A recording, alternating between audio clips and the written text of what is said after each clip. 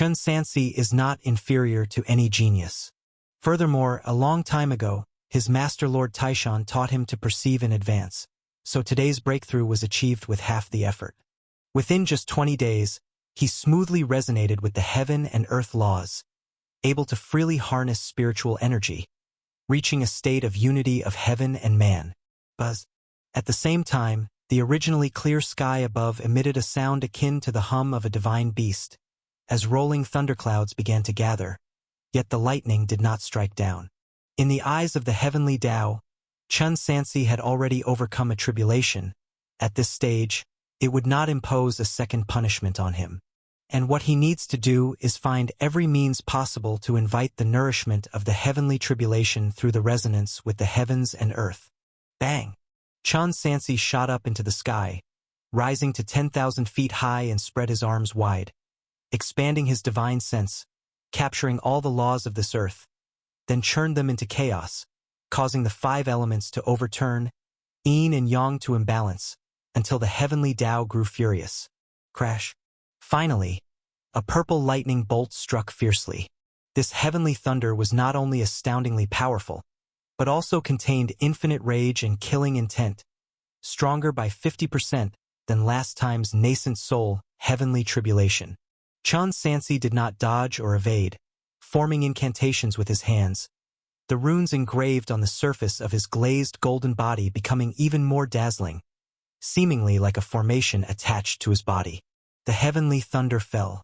A crack immediately appeared on his golden body, with crimson blood spurting out, but at the same time, absorbing the power of laws contained in the thunder into his body. This is the second utility of the 10,000 symbols elixir, capable of weakening the heavenly thunder's attack and aiding in the absorption of the power of laws, thus being half elixir, half formation. Rumble. Immediately following came the second bolt, the third bolt. The heavenly thunder's astonishing destructive force cascaded down like a gale and downpour, leaving Chun Sansi's body covered in cracked lines like a weathered divine statue in a temple, on the verge of collapse. After 36 heavenly thunder strikes, the thundercloud above his head suddenly transformed into a vortex storm, where the temperature rose ever higher, making the subsequent thunder turn a dark red, as if it were burning flames. Heavenly thunder fire. Upon attracting the life-bound celestial spirit, it signifies breaking through to the final stage.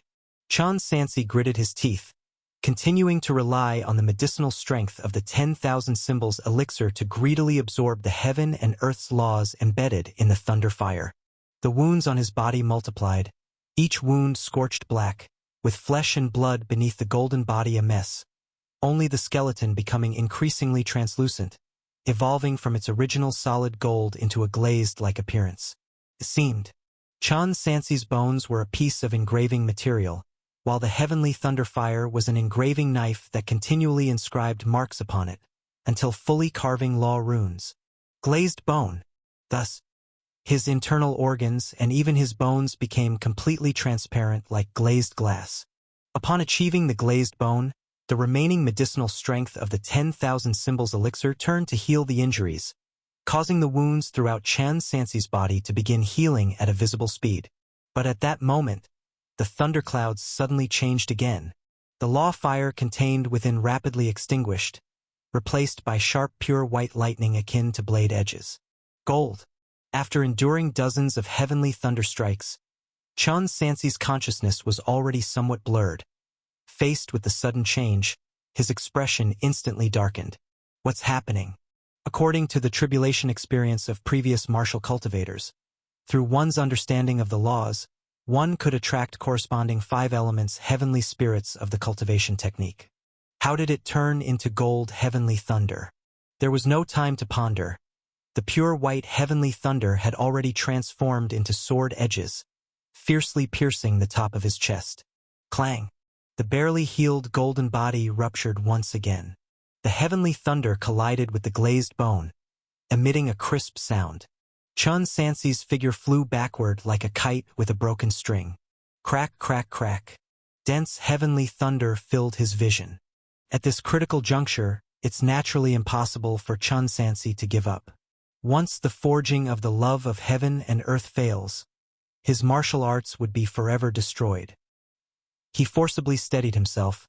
Chaos true fire erupted, forming incantations with his hands, eyes about to burst, exerting every ounce of strength to resist the final round of heavenly tribulation. Gold heavenly thunder, the power of laws it contained, was entirely different from the heavenly thunder fire. By normal reasoning, Chun Sansi would be unable to absorb it. But circumstances are not immutable. Just as Lord Taishan said, if in cultivation everything follows rules, then regardless of how high the realm is, it's nothing but a mediocre waste. Since Chaos True Fire finds it difficult to absorb gold laws, Chun Sansi might as well create a new true fire. He reformed incantations, exerted fire-swallowing divine power, letting the gold heavenly thunder enter his body, then mobilized true power to forcibly retain it and completely refine it. Every time he refined a bolt of thunder, Chun Sansi would enter a near-death state, but he would awaken again and again until fully adapting to the sensation. Finally, gold heavenly thunder could no longer inflict any harm. Regardless of how much struck down, Chun Sansi absorbed it all, the flames erupting from his 7 apertures transitioning from vermilion mixed with black to dark red with a hint of gold. Gung Metal Primordial True Fire. This fire, compared to Chaos True Fire, has added gold attributes, unique killing aura, and can also achieve the purpose of damaging an enemy's spiritual treasure through burning. Thus, Chun Sansi had already endured 81 heavenly thunder strikes. The tribulation should already be over. Yet the lightning did not stop, instead becoming more overwhelming. Intentional action.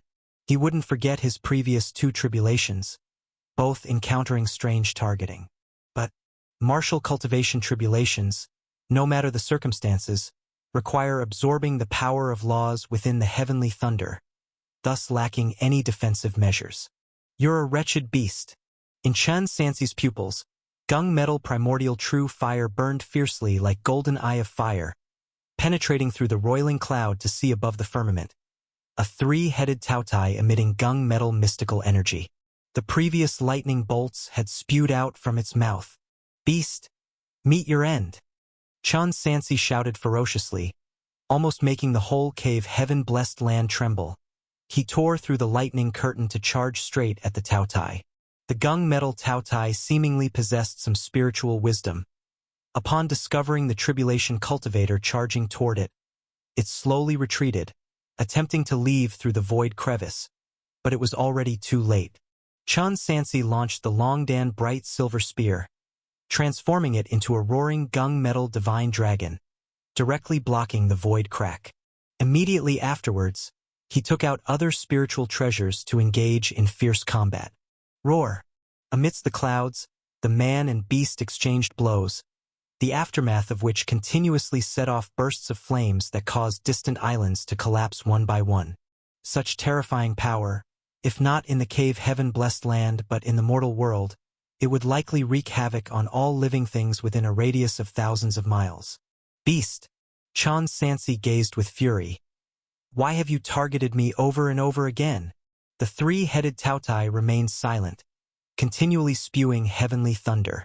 This divine beast's erupted heavenly thunder was stunningly powerful, but it itself wasn't skilled at fighting.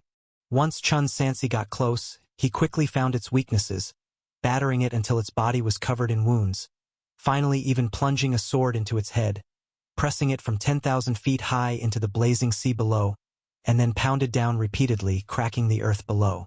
Roar! Who knows how many blows later, the 3-headed divine beast finally could no longer hold on. After a mournful scream, it exploded in death. Its body transformed into countless heaven and earth laws, dispersing in all directions. Of course, Chun Sansi didn't miss the chance, absorbing them all into his body. His injuries also thus completely healed. The golden body gradually faded, but the true power within him grew increasingly unfathomable. A familiar panel floated before him. Cultivation technique. Dragon scripture. Heaven and earth realm. Early stage. Progress 0 of 500. Utility 3 heads and 6 arms. 3 heads and 6 arms. 10,000 feet Dharma image. 3 heads and 6 arms. divine sense crushing, omniscient to enemy attacks. 3 heads and 6 arms. Chun Sansi made a singular breakthrough, becoming one of the rare 4th realm martial arts practitioners in the world.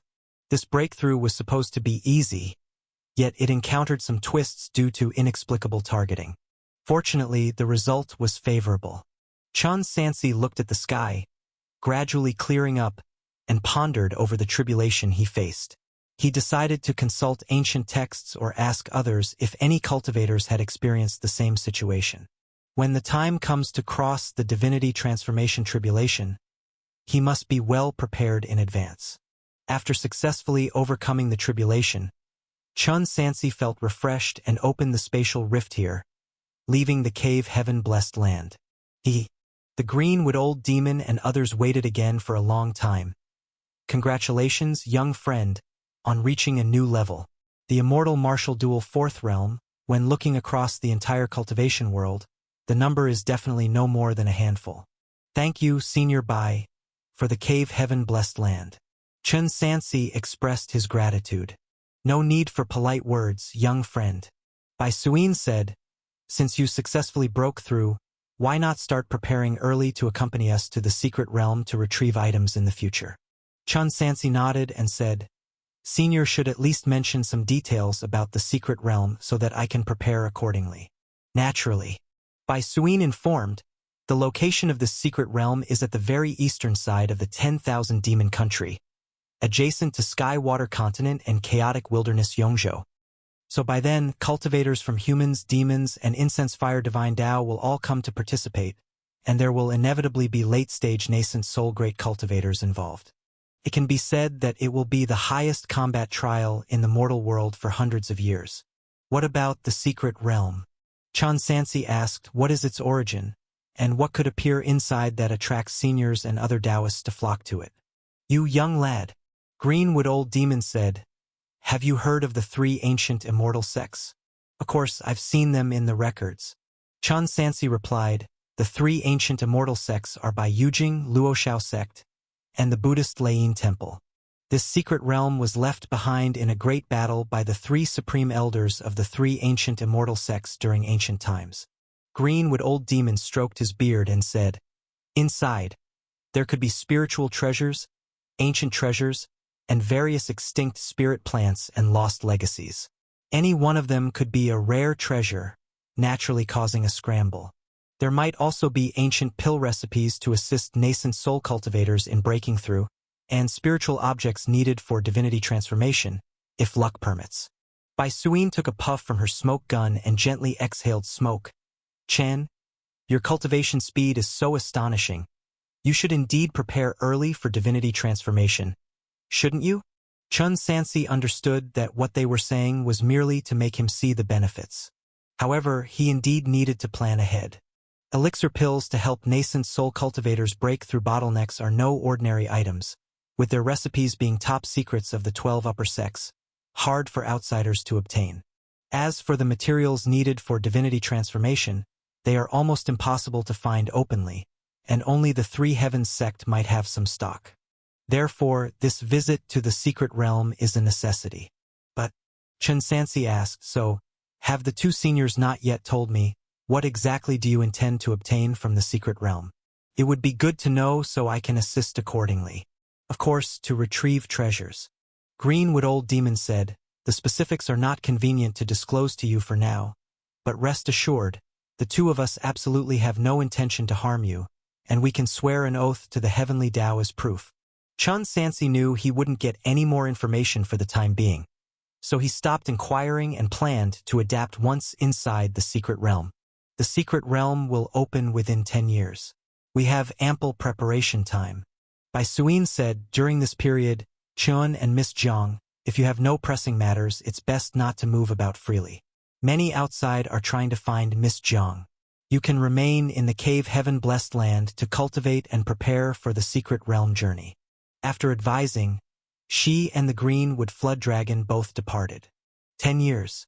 This time is already considered not long for nascent soul cultivators, not even enough for a single closed-door cultivation session.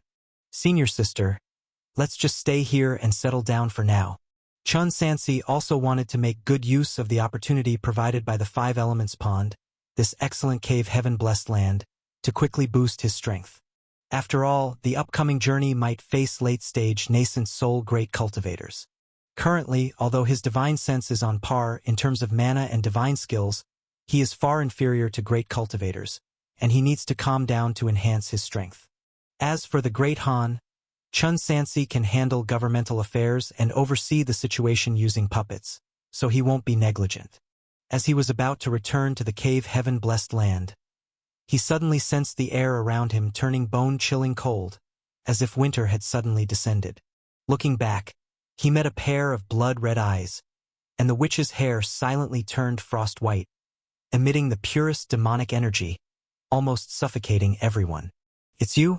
Chun Sansi sensed the opponent's demonic energy and realized that each time the demon seed awakened, its power seemed to grow stronger. At this rate, one day it might become unstoppable. "Little brother, the tone of your voice seems to suggest I'm not welcome?" The witch's voice carried a hint of amusement. Tisk, when asking for help, you called me senior so affectionately, but now that I'm of no use, you treat me as an enemy? No, I won't forget the life-saving grace of the senior, and I will definitely fulfill the promise. It's just that the demonic energy from your body made me instinctively mobilize mana for defense. Chun Sansi asked, "You suddenly appeared. Is there something you want to tell me about the secret realm?" "Coincidentally, I also want to know why you must go to the secret realm." "To take a look." The witch responded casually. "Take a look?" "Yes." The witch bent down, picked a purple spirit flower, and sniffed it. "Maybe I can find what I'm looking for. Maybe not, but I must try. My time is running out." This scene reminded Chun Sansi of Sun Li, who also liked flowers. However, as soon as she finished speaking, Chun saw the witch gently exert her power, crushing the once vibrant flower into powder. "This is what you owe me," the witch said quite calmly. "But it's not entirely for my sake. If luck is on your side, sister can help you with a cross-border breakthrough." "Cross-border breakthrough?" Chun Sansi paused for a moment. Like Elder Huiqing many years ago, advancing from late-stage golden core straight into mid-stage nascent soul? It should be no problem for the place to let you step directly into late-stage nascent soul. The witch said, "Anyway, make your preparations." With that, the blood red in her eyes gradually faded, her body softened, and she collapsed backward. Chun Sansi cast a spell to support her, but couldn't help letting out a chuckle. This witch lacks any pretense, obviously trying to paint a big picture to get me to work for her, but it's completely unnecessary. Putting aside his thoughts, Chun Sansi settled his unconscious senior sister, then returned to cave heaven-blessed land to begin secluded cultivation. Star shifting, sun and moon essence. 9 years passed swiftly. For Chun Sansi, he didn't feel bored at all. He even wished he could have 100 years to truly seclude himself. Unfortunately, he always had various things to deal with, and his cultivation time was mostly squeezed out. Cultivation technique. Swallowing fire technique. Early stage nascent soul. Progress 101 out of 500. The higher the realm, the slower the cultivation speed. At this rate, it would take him at least 50 more years to break through to mid-stage nascent soul.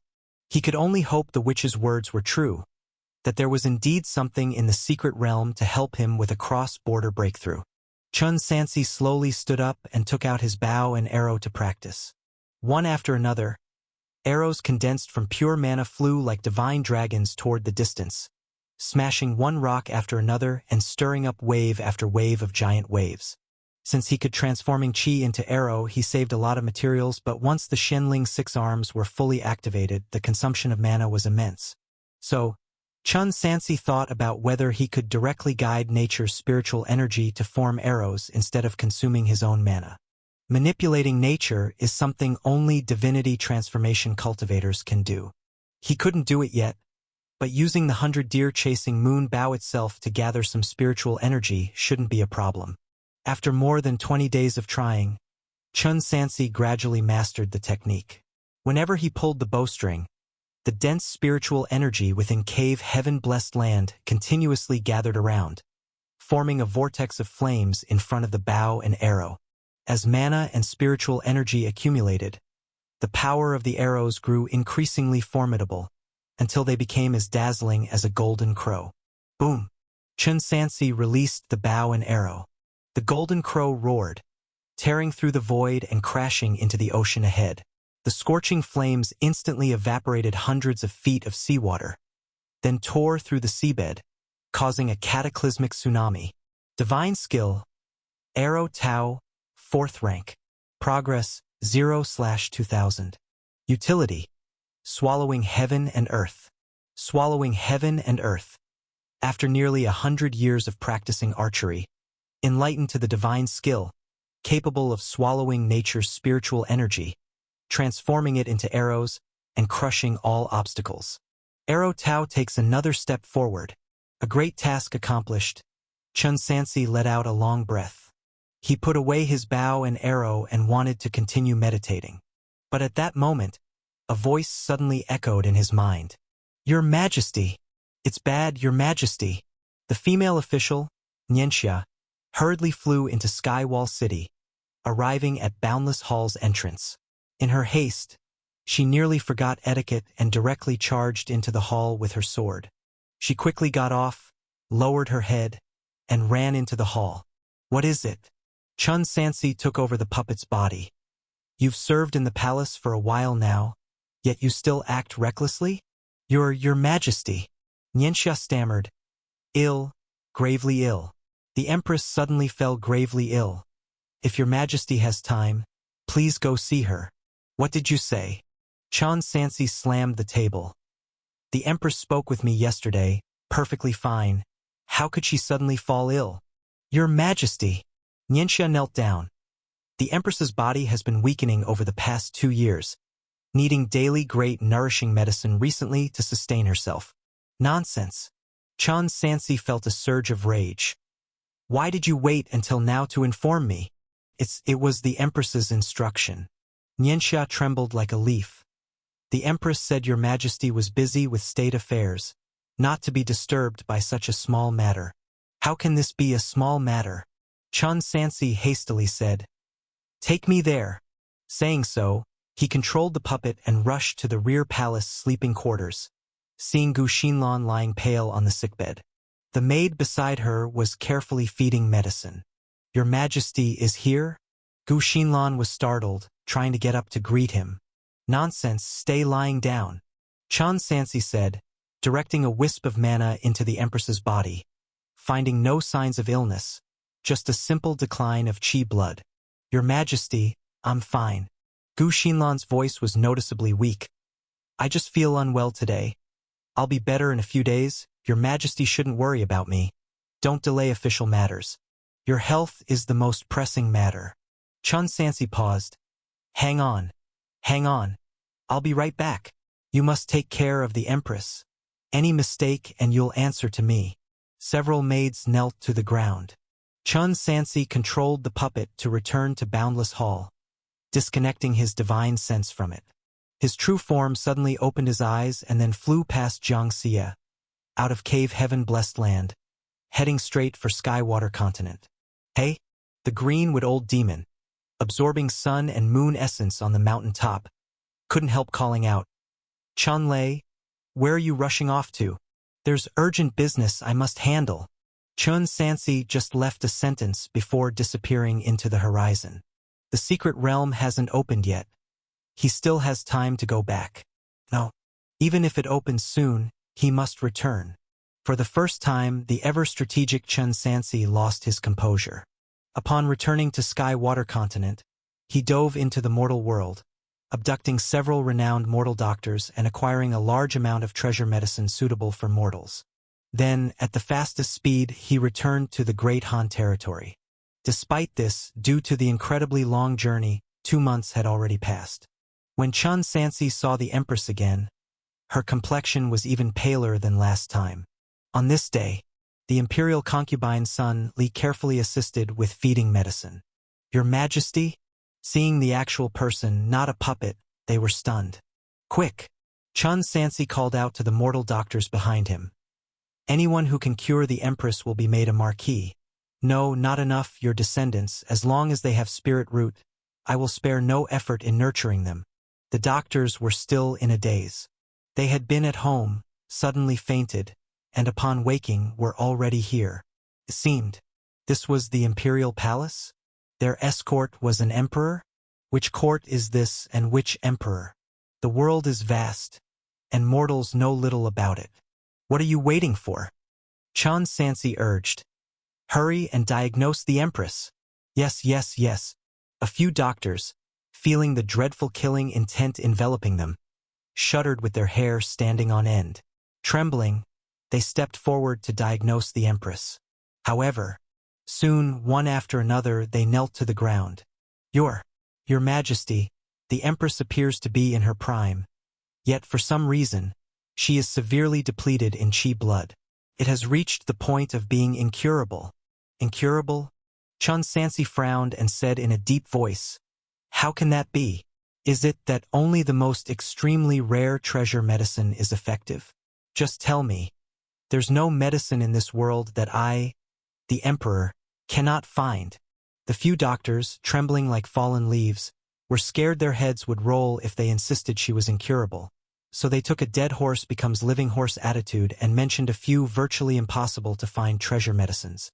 To their surprise, within 2 days, Chun Sansi had found them personally. However, after administration, they still had no effect. Are you people doing this on purpose? He was suddenly overwhelmed with anger. Someone, drag them out for me. Your Majesty. Gu Xinlan spoke softly. Don't make things difficult for these people anymore. Hearing the Empress's voice, Chun Sansi realized he had lost control. In his desperation to save her, he too was at a loss. What could these mortal doctors do? Gentlemen, my apologies. He closed his eyes, took a deep breath. Nianxia, have them sent back, and remember to give them more silver. After sending off the doctors, Chun Sansi sat down in front of the bed, his voice calm. Sister Lan, rest assured, I'll think of another way. The world is full of wonders. There's nothing that can't be resolved. Your Majesty, could you? Gu Xinlan said. Bring Gueti? Gueti? Chun Sansi nodded. He had not been in contact with this sister-in-law for many years. About 20 years ago, he had helped Sister Lan inquire about her. Learning she had left Yunding Palace and joined Purple Sun Palace, becoming a true disciple. I'll send someone to find her as well as Due. More than 2 months later, Xin Gueti at the middle stage of core formation finally arrived. Upon seeing her sister on the sickbed, a trace of sorrow flashed in her eyes, but her expression remained largely unchanged. Chun Due hurried back as well, falling to his knees beside the bed with a thud. Sister Due. Gu Xinlan smiled, conversing with them both. Father.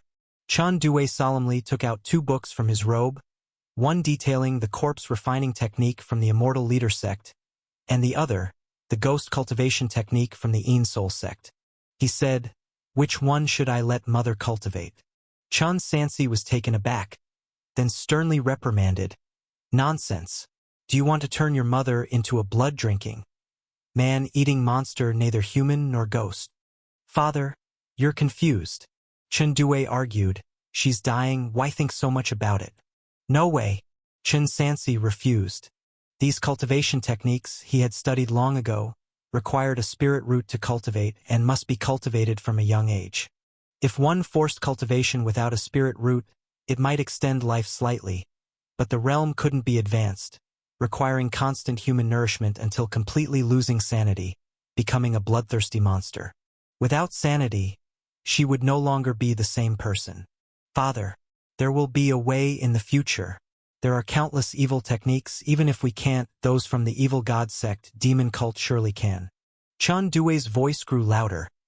You didn't care when Mr. Su passed? Are you not going to care about Mother now? If you don't, I will. As he spoke, he attempted to storm into the chamber with the techniques. Chun Sansi held him down. Stop right there. Without a word, Chun Due drew a dagger from his waist, trying to stab at his father's abdomen to break free. But how could he possibly be a match for Tian Wu, ending up firmly pinned to the ground? Father. Chun Due ceased struggling, instead crying, screaming his lungs out. Save mother. Chun Sansi trembled, gazing at the scattered techniques, momentarily wavering. Creak. At that moment, the hall's door opened. Gu Xinlan, draped in a cloak and supported by her maid, appeared, saying, Due, whatever evil techniques these are, mother won't practice them. Don't make it difficult for your father, or don't blame mother for being angry. Mother. Chun Due only sobbed bitterly. Perhaps there's still a way. Chun Sansi remembered seeing at Buddha those incense-fire divine Tao cultivators, who could use special divine skills to heal mortals. He immediately dispatched the blue bird, asking her to find Master Miaotan, ready to owe a favor if they could help. Upon hearing this news, Meng Guangxin, a senior brother who once cultivated on Sumer Mountain, volunteered. Before long, Master Miaotan truly arrived in Great Han, yet still without a positive outcome. After examining, she raised one hand, chanting Buddha's name. Amitabha Buddha, Mr. Chun, your wife's condition is not a sickness, but rather her mortal life's end. You should have discerned that. Chun Sansi knew all too well, yet he held onto a sliver of hope. Though I possess heavenly abilities, there's no way to extend a mortal's life, at most, employing a spell to relieve her pre-death suffering. Master Miaotan said. Chun Sansi sank into the chair, crestfallen, without speaking for a long time. Master Miaotan, please go rest. Dongfang Jingxing, perceptive as ever, escorted her out of the chamber. The hall became as silent as a needle drop. Your Majesty. A gentle voice broke the silence. Come here, I wish to speak with you. Empress. Chun Sansi approached the bedside, holding the other's hand. Brother Sure. Gu Xinlan suddenly changed her address. A relaxed smile appeared on her face. Actually, you really don't need to be sad. Chun Sansi remained silent. Gu Xinlan continued, Do you remember the little cat Yunqi used to raise in the harem? Of course I remember. Chun Sansi said, Later, the little cat became an old cat, got sick, and died. Yunqi cried for several days. Gu Xinlan asked, Do you remember what you told Yunqi at that time? Chun Sansi hesitated. Blood veins grew more prominent in his eyes. You told Yunqi at the time that there was no need for her to be sad. For you, the cat was dead, but for the cat, it had lived a complete life and died of old age. Gu Xinlan smiled. You, Brother Sure, understood this truth long ago. Why are you confused when it comes to yourself?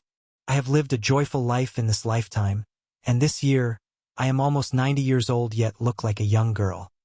Even in death, I remain eternally youthful, surpassing so many women in the world. What is there to be unhappy about? Brother Sure, there is a distinction between the celestial and the mortal, you must acknowledge this. Chun Sansi felt a ringing in his ears, his vision blurring, opening and closing his mouth, speechless for a moment. I still have one last wish. Not sure if it can be fulfilled? Tell me. In the last period of time, I don't want to see you in pain. I've heard that for you cultivators, if your mind is disturbed by worldly matters, it's possible to fall into heart demon in the future. You have always been a determined person. I would die in peace only if you promise not to let my passing hinder your cultivation. So promise me, don't let it affect your state of mind. Okay? Okay. Let's return to Pyong. Chun Sansi said, just like at the beginning. He led Gu Xinlan and Sun Li. The three quietly returned to Pyong, using spells to build a house in the mountains. Every day, hunting at sunrise, returning at sunset. Gu Xinlan did needlework and cooked meals every day at home. Under Chun Sansi's insistence, Sun Li continued to practice martial arts. About 8 years ago, she finally achieved a miracle, breaking through to martial saint, entering true power realm. Yet this realm does not increase lifespan, unless breaking through to glazed golden body. Thus repeatedly, another half a year passed. One day, Chun Sansi pushed open the door, seeing Gu Xinlan lying on the bed, a newly finished white robe next to her pillow. Clang. The recurved bough fell to the ground. Chun Sansi slowly walked to the bedside, gently picked up the white robe, and a letter with ink still wet, with only a few delicate words. Brother sure, take your time. In the 5th 9 year of Tianwu, spring, the 1st month, Guihai, Empress Gu of Tianwu passed away. For decades, each time Emperor Tianwu went on campaign, the Empress managed state affairs. For the ministers remaining in the mortal world, the Empress was undoubtedly a diligent, patriotic, and loving figure, an exemplary mother for the land. Therefore, on the day of the burial, officials wept at the send-off, and the people grieved deeply. Like that, another 2 months passed. Senior sister, now that you've become a cultivator, able to consume spiritual pills, in a few days, I'll get you some heavenly materials and earthly treasures. In the imperial courtyard, Chun Sansi told the princess consort Lianda, strive to break through to the true power middle stage within 6 months. Chun Sansi. Sun Li suddenly put down her sword. I'm tired. When she said this, her expression was extremely serious. Then take a rest today. Chun Sansi stood up and walked over. Shall I accompany you for a stroll in the garden? My time is almost up as well. Sun Li looked at him, breaking the unspoken understanding. Even breaking through to true power middle stage, it's impossible to enter glazed gold body realm again. You certainly can. Chun Sansi appeared somewhat vacant, repeatedly murmuring those words. Chun Sansi, you promised Sister Shilan not to be sad for us. Sun Li said calmly, I hate practicing martial arts. I never wished for immortality. Being able to share the latter half of life with you was already very satisfying. You don't need to impose your wishes on me. Chun Sansi was stunned on the spot. I know you can't bear to part with us. So these last 20 years of practicing my sword, it was for you. Sun Li said relieved, but I'm sorry, I really can't practice anymore. Chun Sansi suddenly felt like he was aging too, slowly leaning against the fake rock and sitting down. Then, senior sister, is there anything else you've wanted to do? Sun Li, in her demeanor, seemed to return to the first time they met, full of spirit. Teach me the spirit plant skill. Now that I've finally gained a little cultivation, maybe I can plant some spirit plants? Okay. Chun Sansi agreed. In the 60th year of Tianwu, autumn, July, Binggu imperial concubine Sun passed away. On the day of the burial, Master Yu Ling came to pay respects. Chun Sansi sat by the tombstone, reluctant to leave. Pa! Sun Buki's palm landed on his shoulder, calmly saying, That's enough, Shansher. My sister's death was a celebration of life. Why are you endlessly grieving? Would you make her and the Empress's dying wishes go to waste? How about you? Chun Sansi raised his head, questioning. Encountering any bottlenecks lately? Don't worry. Sun Buki grinned, thumping his chest. I will be able to condense the glazed golden body this year. Certainly not dying. Too slow. Chun Sansi said, within 100 years. I wish for you to cultivate to Fat Ian Shangdi. No problem. Sun Buki was full of confidence. Within the imperial palace, it suddenly grew empty and desolate. Chun Sansi sat alone on the wall, shaking with the distant sunset, and white jade spirit snake coiled on the pillar, enjoying the temperature of the afterglow, the blue bird circling in the air, and Qian Sun running in the courtyard. These 3 spiritual beasts under the blessing of various entries, cultivated at a speed far exceeding ordinary beasts, almost like human cultivators, they were now in the late stage of the beast pill, soon to enter the transformation realm. Qian Sun. Chun Sansi gently patted the mane. Make sure to cultivate well. Qian Sun nodded heavily. 70 years on the immortal path, and the world has already changed. When Chun Sansi attended court, many faces were familiar to him, yet they seemed utterly foreign. But he had to keep going, still with a long road ahead, and no time for despondency. The 9-tailed fox demon had already sent a message, informing him that the secret realm would soon open, hoping he would hurry to meet up, while the people from the Purple Sun Palace were increasingly active in their search for Jiang Xie. So much still needed to be done. Qian Sun, let's go. Chun Sansi mounted the white horse, turning into a stream of light, disappearing at the edge of the Chang'an city sky. He headed south, noticing someone tailing him. His face darkened, furrowing his brow as he asked, Why are you following me? I wanted to warn you. Shingueti had no hostility, bluntly informing. Our elder from the Purple Sun Palace is looking for Jiang Xia everywhere. When you return, it's best for you not to get involved. This doesn't concern you, Chen Sansi said, attempting to leave. This is your last chance to reconcile with the Heavenly Water Immortal sect, Shingueti reminded. My sister is gone. She surely doesn't want to see you in any more trouble. She also told me to follow my own path. Chen Sansi remained expressionless. Your cultivation speed is indeed astonishing, not even 100 years old. Yet you've condensed a nascent soul. But as long as you haven't transformed into a divinity, the elder from the holy sect can crush you with a finger anytime. Shingueti said, the reason they haven't acted yet, ultimately, is because they see value in your alliance with the Great Han and don't perceive you as a real threat. Is that so? Chen Sansi enunciated each word. Then one day, they'll pay for their underestimation. With that, he ceased to pay attention, employing triple blood burning, swiftly vanishing without a trace. 10,000 Demon Country, Border Region, Wisteria Ridge. Chen Sansi rode Chen Sun, slowly descending to the ground. This was the agreed meeting place for him and Bai Suyin. However, after reaching the destination, there was no movement for a long time. Just as Chen Sansi was about to check other nearby areas, a surge of killing intent suddenly rolled in from afar. Immediately, a rolling blood mist enveloped the entire forest, withering all vegetation and turning livestock into skeletons, heading straight for the white robe to swallow it whole. Chen Sansi's eyes turned cold, and he punched towards the blood mist, coincidentally clashing with a slashing blade. The surface of his right fist was coated with a layer of gilt, producing a deafening metallic clash the moment it met the blade. The aftermath reverberated, collapsing the surrounding dead trees piece by piece, and dispersing the blood mist, revealing the figure hidden within. It was a burly, one-eyed middle-aged man. His face was ferocious, holding a golden blade with both hands, his whole body emanating piercing evil chi and demon energy, faintly accompanied by the roar of a fierce tiger. Clearly, it was a transformed tiger demon. Are you Chen Lei? Tiger demon Gung Chunfeng asked through gritted teeth. Do you know why I am attacking you? Chen Sansi said nothing. Gung Chunfeng continued. Do you still remember Gung Xiaoye and Gung Canong of our heavenly monarch clan, who fell by your poisonous hands?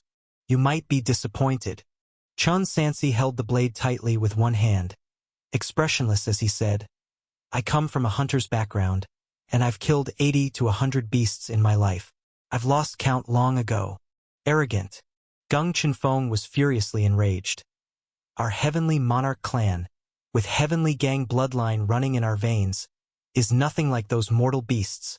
He suddenly opened his mouth, exhaling a foul, bloody stench, spewing a black mist that covered the sky, filled with thousands of vengeful spirits and fierce ghosts.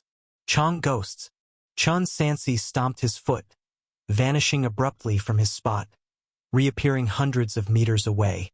In his hand was a ruler-shaped spiritual treasure glowing with starlight brilliance. Void-shifting ruler.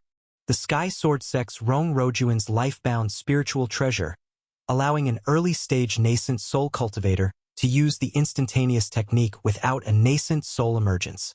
Today, either you die or I perish. Gung Chunfeng roared, his body swelling as he prepared to resort to a desperate measure. Stop. At that moment, an aged voice rang out, and several powerful demon energies approached them from the depths of the mountains. Greenwood Old Demon appeared first. Following closely behind was the nine-tailed fox demon Bai Suyin. Aside from these two old acquaintances, there were also two mid-stage transformation demon cultivators. One was an old man with a youthful face, dressed as a Taoist with a stern expression, a horsetail whisk draped over his arm. The other was an enchanting woman leaning against a tree, her eyes blatantly inspecting the white robe from top to bottom. Gung Chunfeng. Greenwood Old Demon admonished. Stop fighting. Old fool, is it your turn to speak here? Gung Chunfeng shouted harshly. No matter what today, I must avenge my brother and nephew. Don't forget. Bai Suin's voice echoed. We still need to rely on the treasure in Chun Lei's hand. So what? Gung Chunfeng retorted dismissively. Kill this kid, and snatch the thing. And don't forget, his troops are fighting our clan at the demon-slaying Great Wall. You'd better quickly join forces to kill him, then those troops will naturally crumble. Gung, do you take others for fools? The enchanting woman spoke, her voice seemingly penetrating into one's skull. Even under siege, if he's not our match, can't he destroy the treasure before dying? Indeed, the old Taoist with the youthful face spoke. Gung Chunfeng, don't let your personal grudges delay our grand plan. His aura clearly surpassed that of the other demon cultivators, evidently a late-stage transformation great demon. Gung Chunfeng, who had been extremely agitated before, became much calmer. Haha. Senior has a point. Let's spare this young man for now. He slowly sheathed his blade, but a gleam of murderous intent flashed in his remaining eye. This old fox has become increasingly arrogant over the years. Once this battle is over, I need to discuss with the ancestors how to deal with the Fox clan. Taoist Tianwu. Bai Suyin spoke to the white robe in front of the other great demons today, seemingly maintaining a certain distance. I apologize for arriving late. Chun Sansi's gaze swept across several great demons. Senior Bai didn't mention beforehand that so many people would also be going. Boy, don't think you are at a disadvantage. The old Taoist replied coldly. This secret realm requires our demon clan to open it. Without us you wouldn't even find the door. Let me introduce you to Taoist Tianwu. Bai Suyin said, this is the great elder of our Fox clan, Yu Sushuan. The 4 great demon clans hold a status comparable to the 3 major sky sects, with their great elders equivalent to the heavenly sect leader, akin to Wang Shoujua's role. And this one, Bai Suyin introduced the enchanting woman, is a rare loose cultivator transformation from our demon clan, Zhen Yin Taoist. I've long admired Taoist Tianwu's reputation, and today's meeting indeed proves it extraordinary.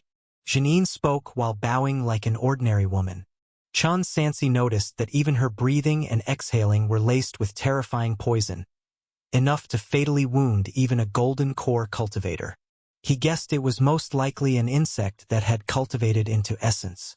Enough chit-chat. Yu Sushuan said in a deep voice, we should go join them now. The greenwood old demon formed a seal with his hands, summoning a flying boat big enough to hold several people. Everyone, please come aboard. Several great demons boarded the flying boat one after another. Taoist Tianwu? The greenwood old demon urged. Why are you still standing there? Come on up, don't worry, with us guaranteeing Gung Chunfeng won't make a move against you this time. He agreed to stop, but have you all forgotten? Chun Sansi paused, speaking slowly. I haven't agreed to let him go yet. What did you say? Gung Chunfeng was stunned, his single eye blazing. Do you have a death wish? Forget it. Forget it. The greenwood old demon hurriedly mediated. We're traveling together this time for the path of longevity. Whatever grudges there are should wait until we're back from the secret realm. Right? Indeed. Janine said sarcastically, and no matter what you say, Mr. Gung is a mid-stage transformation cultivator, while Taoist Tianwu, you've just formed your nascent soul, still. Bang! Before he finished speaking, Gung Chunfeng had already struck brazenly. As he charged, a gale swept through the land and sky.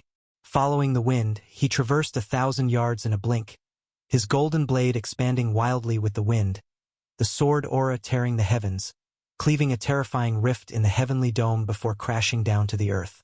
Yu Sushuan frowned slightly but did not intervene, merely observing quietly. Zhen Yin, on the other hand, watched with keen interest, as if fearing the drama wouldn't be big enough. In the storm, Chun Sansi remained unmoved in the face of the earth-shattering blade, only slowly drawing back the bowstring, aiming at the heavenly dome. Flames spiraled from his arms, gradually attaching to the bow and arrow, slowly forming an arrow of red flame resembling a divine dragon. The divine dragon roared, devouring all the spiritual power within hundreds of miles, its might escalating to nearly ignite the entire mountain range. Boom! As if the bowstring could no longer constrain the divine dragon, with a thunderous noise, it shot into the night sky, violently colliding with the golden sword aura. After a moment of stalemate, the golden sword aura shattered.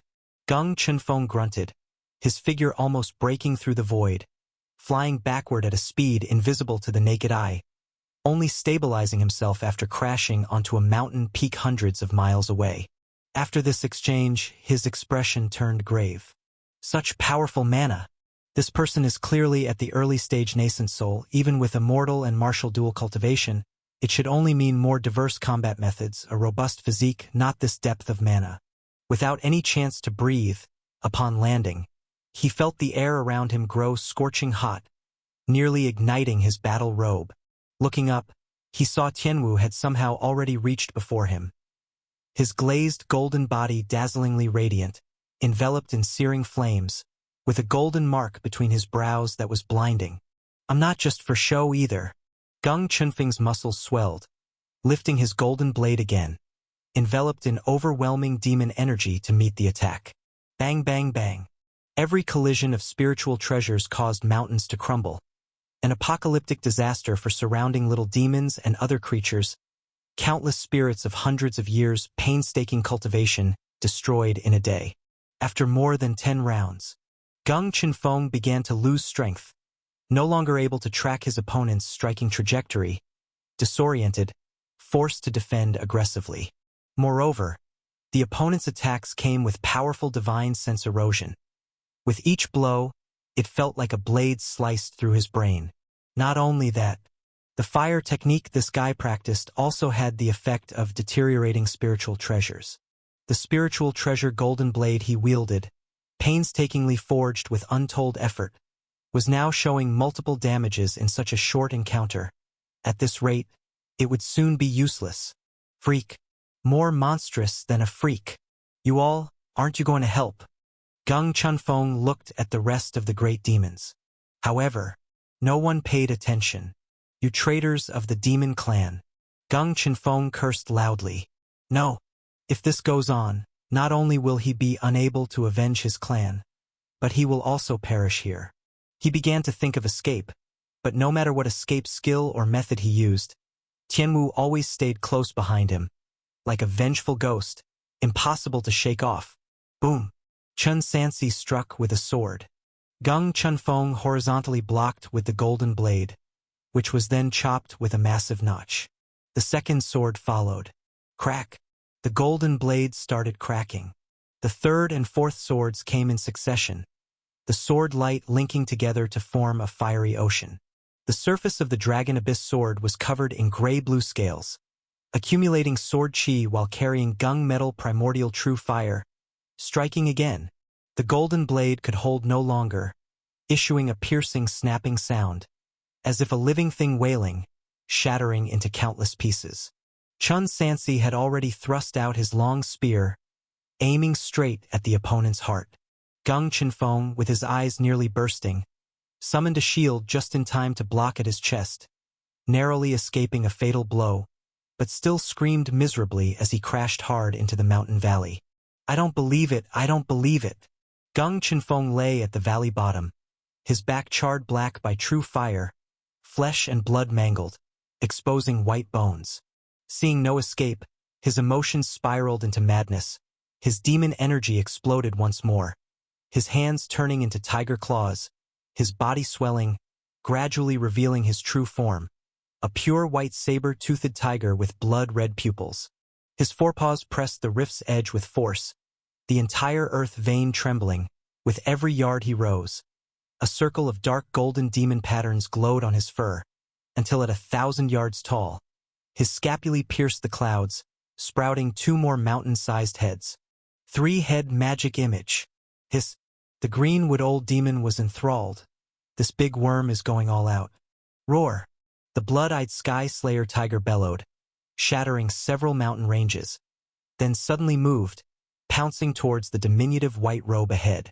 What a beast, you're not the only one with this magic image. Chun Sansi spread his arms wide, fire sparking in his pupils. Within him, bones cracked like thunder, his form expanding, tearing through his battle robe, revealing densely packed runes on his body, then growing like a mighty tree.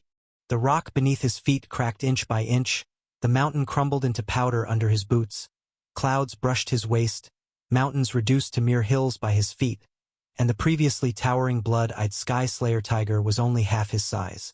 Amidst the humming of heaven and earth laws, 3 heads grew from Chan Sansi's neck, the left one glaring with fury, the right with a green face and fangs, the center majestic and solemn, a golden mark between the brows flowing with primordial energy. His 6 arms tore through the void, wielding the long-dan bright silver spear, dragon abyss sword, Chenkuin Taiji fan, and other spiritual treasures, appearing both divine and demonic. 3 heads and 6 arms, Fatian Xiangdi. Upon witnessing this majestic image, the blood-eyed Sky Slayer tiger inexplicably felt fear, its charging speed significantly reduced under the pressure of divine sense. Buzz! Chan Sansi lifted his arm, with just half a motion. The clouds turned over, the earth lamented, as if poised to crush the entire world. The dragon abyss sword's blade swept across the entire heavenly dome, appearing effortless as it chopped off all 3 heads of the blood-eyed Sky Slayer tiger from an outside perspective. The long-dan bright silver spear crashed down like the heavenly pillar, tearing through the tiger demon's skin and flesh, piercing through bone, then firmly pinning it to the thick earth. The massive body of the tiger demon began to shrink rapidly, soon becoming indistinguishable from an ordinary mountain king. Immediately, a palm-sized virtual image flew out from the top of the spirit essence of the corpse, heading towards the distance. Demon Beast Essence. The human race cultivators have nascent souls, whereas the demon clan has essences. Chan Sansi would never let the opponent off the hook, and like a heavenly pillar, his arm swung, his hand extended, capturing the essence tightly. The other great demons witnessing this scene were all utterly astonished. This seemed to be a completely crushing fight, looking like the white robe had absolute superiority in realm. But in fact, it was exactly the opposite. Without exerting his full strength, this young man annihilated the elder of the heavenly monarch clan under realm suppression. And don't forget, theoretically, demon clan cultivators are slightly stronger than human race cultivators when in the same realm. Taoist Tianwu's methods are truly extraordinary. Jianin first marveled and then cautioned, however, Taoist, it's best not to completely eradicate, leave the essence. Otherwise, the great elder of the heavenly monarch clan might come looking for you. Trouble? I never fear trouble. Chan Sansi refused to listen, firmly grasping the tiger demon essence, then summoned the insect king and insect queen of the split-core cicada, starting to devour the essence. The goo insects he nurtured always fed on the corpses of golden core and nascent soul cultivators, thus advancing rapidly in cultivation, now close to transformation. Buzz. After the 2 goo insects devoured the essence, their bodies showed numerous cracks, seemingly about to explode at any moment. After this meal, they are only 1 step away from the transformation threshold. Fellow Taoists, Chan Sansi's 10,000 feet Dharma image overlooked the ground. The 3 heads spoke simultaneously, each word rumbling like thunder. If anyone wants to avenge this beast, feel free to act. Greenwood Old Demon first said. He insisted on courting death. None of my business. Indeed, indeed. Zhan-Yin echoed. I'm not acquainted with the heavenly monarch clan. My previous words were not a threat, just a friendly reminder. Arrogant young man. Yu Sushuan stroked his beard and said calmly, however, this big worm deserved to die, so you have done a good deed. Once confirming that none truly intended revenge, only then did Chan Sansi disperse the Fatian Xiangdi, reverting to his normal state. He wasn't intent on causing trouble. The enmity had long been established, better to strike first. Regarding the heavenly monarch great elder. Won't the tiger clan spare me if I don't kill this guy? Hence, there is no need for concession. Why say more when the deed is done? Bai Suyin shifted the topic. We should hurry to the secret realm location to rendezvous, lest we delay the hour and provoke blame from other clan seniors. Bai Suyin, Yu Sushuan suddenly said in a deep voice, for this secret realm, our Fox clan dispatched many hands, leaving the clan lands empty. So perhaps you should stop here, No need to continue following, and immediately returned to Qingqiu to guard the clan lands. What do you say? Hearing this, Bai Suin's face noticeably turned bleak. She hurriedly bowed. Elder Yusu, for this secret realm trip, I obtained Ancestor Bai Zai's approval. Boom! Without warning, Yusushuin unleashed his rage, his horsetail whisk, like a long whip, carrying unfathomable demon energy, tearing through the void, fiercely lashing the woman while loudly rebuking. You dare use Ancestor Bai Zai to press me?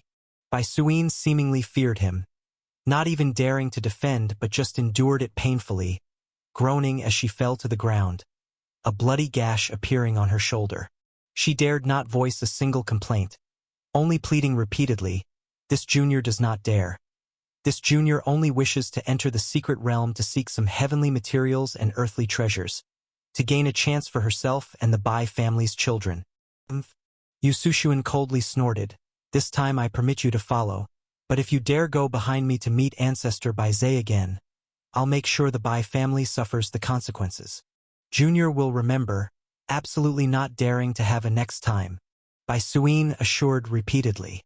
Yusushuin ignored her further, transforming into a stream of light, disappearing into the night sky. Zhenyin followed closely behind. Chun Sansi watched this scene, pondering silently. It seems that among the demon clan, not only are there significant discord among different groups, even within the same clan, there are considerable conflicts. Likely deciphering his thoughts, Greenwood Old Demon explained, within the Fox clan, there are 4 major surnames: Yusu, Tushan, Zhao, and Bai. Bai Suin's Bai family originally led the Fox clan, but later faced some targeting and gradually declined to become the smallest family they are today. Bai Suin slowly stood up, cast a skill, quickly concealing the wound on her body, as if no prior incident occurred, returning to her charming and attractive appearance. "Chun Lei, young friend, you must have been amused. What's there to find amusing?" Chun Sansi replied indifferently, "It's better if Senior Bai leads the way. Let's not delay the important matters." The group ceased lingering, boarded the flying shuttle, soared into the sky, heading straight to the secret realm's location. As for Jiang Xie, because it was inconvenient for her to appear openly, she continued following the group secretly. This secret realm is named Shenjing Mountain. On the flying shuttle Bai Suin introduced, it is an ancient times fortress located at the border of the Skywater continent. A great war later occurred here, causing the entire mountain range to vanish into the void, forming a secret realm. Whether every few thousand or few hundred years, outsiders rarely have the opportunity to enter it. Once we reach the location, our demon clan's 4 heavenly clans will jointly find the placement of the secret realm and then attempt to locate the entrance. Chan Sansi listened. It sounded much like the 9 Nether Forbidden Land and the Luo Shao Immortal Palace he had experienced before, both relics left behind by ancient battles. Speaking of which, nobody knows what this world once faced, causing today's cultivators to desperately seek out the ancient battlefields, collecting spiritual plants and legacies, with severe historical gaps. Moreover, on this expedition, the demon clan gathered most of the advanced cultivators. Who knows what they're truly searching for? If it's merely heavenly materials and earthly treasures, that's manageable. But if it's some great weapon, Chun Sansi couldn't truly aid and abet the evildoers. He looked ahead at Yusushuin leading the way, silently contemplating how to handle such situations if they arose. He indeed needed to rely on these demons to enter the secret realm, and the demon seed also needed to search for treasures, so backing out was impossible, and he could only act according to circumstances.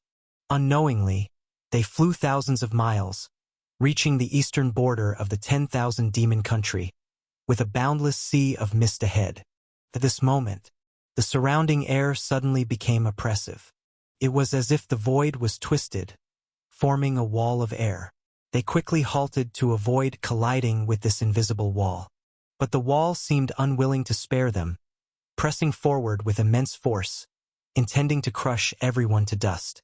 Yusushuin and the others' expressions became grim. They saw, atop a distant peak, a black figure standing tall, silhouetted against the night sky. Before them, There wasn't any wall of air but rather a punch wind casually thrown by this person. Yusushuin hurriedly cast a spell, heavily swinging his horsetail whisk. The rolling demon energy transformed into a long whip, clashing with the vast punch wind. The punch wind dissipated, but his body was pushed back several steps. Who is it? Spare your nonsense. Today this old man will suppress you wicked demons on behalf of countless Taoists. The mysterious figure stomped the void, shattering it, and abruptly appeared above Elder Yusu, with his right arm raised, body taut like a drawn bowstring, continuously infusing gold element true power, until the heavens and earth seemed overwhelmed, emitting a deafening hum. Then he threw a fierce punch, like the midday sun, a martial cultivator at the late stage of the heaven and earth realm. Bang! Under this devastating punch, Yusushuin's form shattered instantly, yet instead of flesh and blood scattering, he dissipated into white smoke. Golden cicada shell? The mysterious man sneered, and without any hesitation, suddenly turned around and punched again behind him. The punch wind howled, destroying everything in its path. Yusushuin's true form appeared, with no way to avoid it. He didn't panic, swiftly waving his horsetail whisk, absorbing all the moonlight from the night sky, forming a new round moon as a shield in front. A punch came down, shattering the round moon. The nine-tailed fox demon staggered back hundreds of feet before stabilizing in the clouds through casting, but the layered mountain peaks behind him collapsed one after another, eventually forming a massive punch-shaped depression. What a punch to suppress mountains and rivers! Yusushuin squinted at the robust man in black robes and a conical hat ahead, speaking in a deep voice. Surely you are the sole martial arts loose cultivator at the late stage of the heaven and earth realm in heavenly water, Bailey Shengu, correct? Bailey Shengu. Upon hearing this name, Chun Sansi couldn't help but be slightly surprised. Throughout the human world, martial arts practitioners were rare, high-realm martial cultivators even rarer. Those reaching heaven and earth were less than a handful in the entire sky-water continent, with only one at the late stage in fifth realm. And the sole martial cultivator at the late stage of heaven and earth was Bailey Shengu right before him.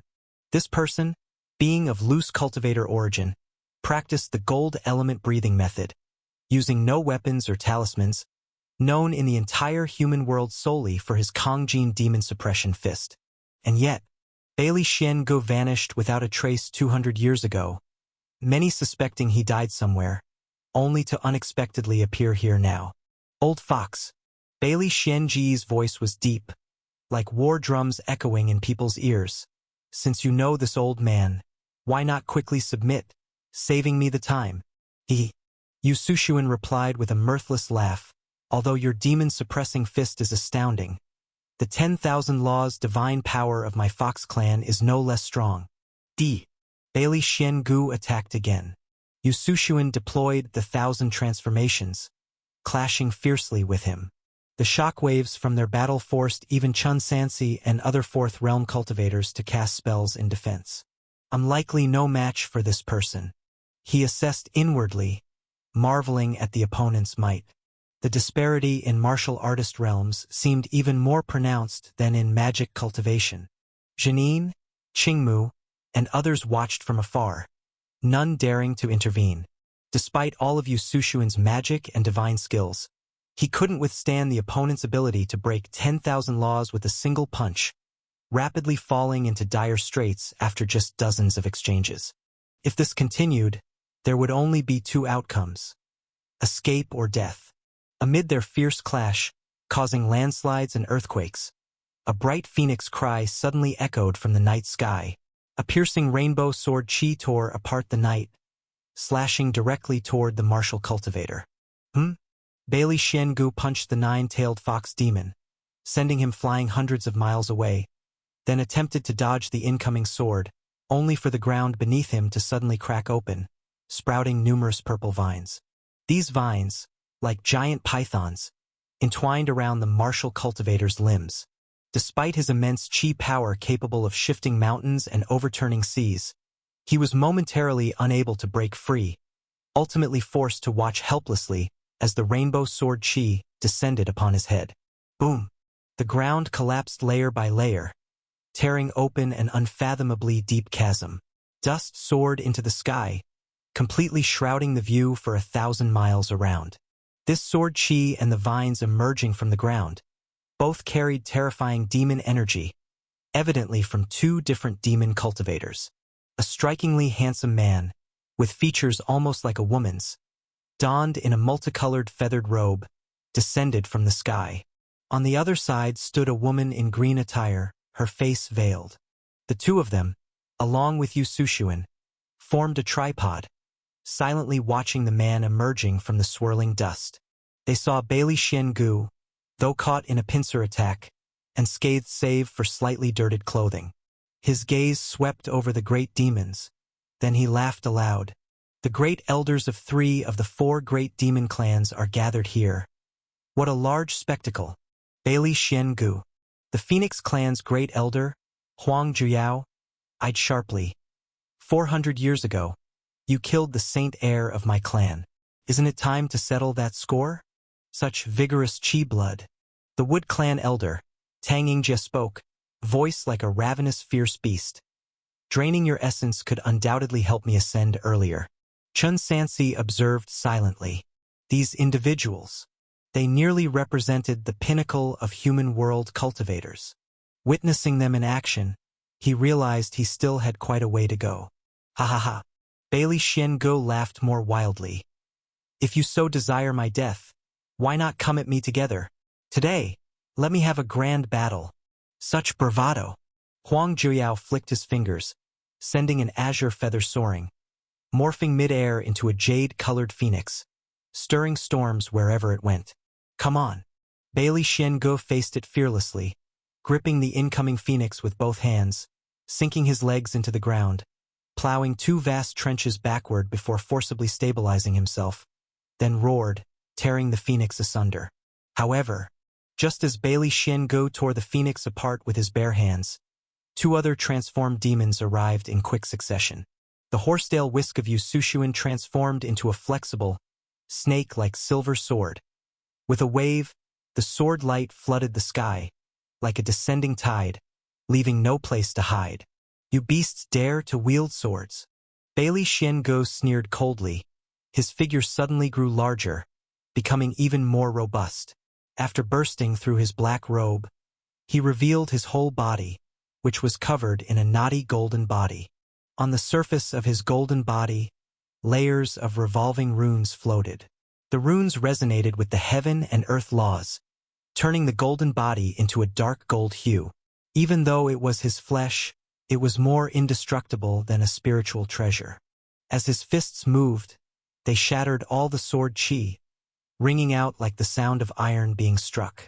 Tang Yingjie, the great elder of the Wood Clan, stared intently at the martial cultivator before him, his pupils flickering with a purple halo and his fingers gently hooking. Suddenly, beneath Bailey Xiangu's feet, a giant purple demon flower grew, its layers of petals blooming like a whirlpool, dizzying to the eye.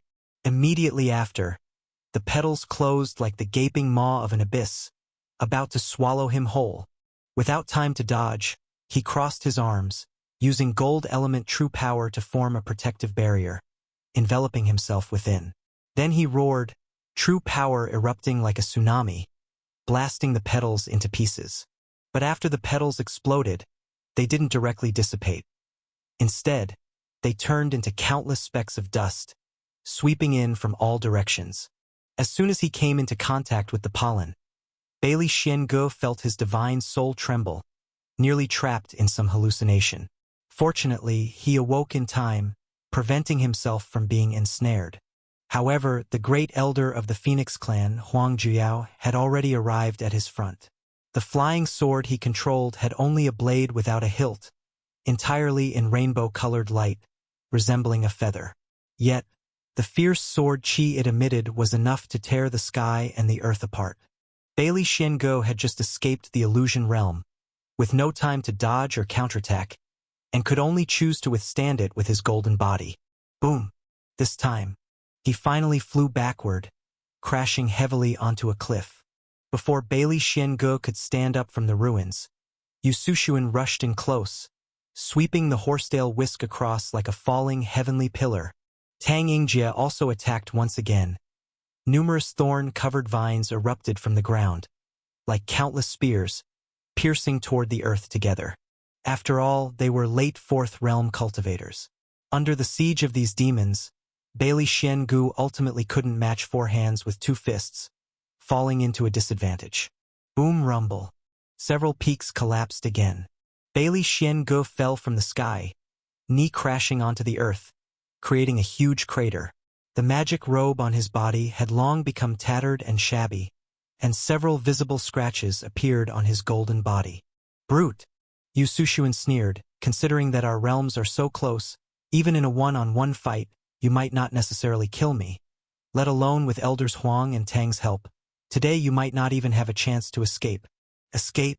Bailey Xiangu sneered fiercely. In my life Bailey, have broken countless shackles with my fists. Since when is there the word, escape, in my dictionary? His pupils burst out with dazzling golden light, and an increasingly formidable gold element true power erupted from his body.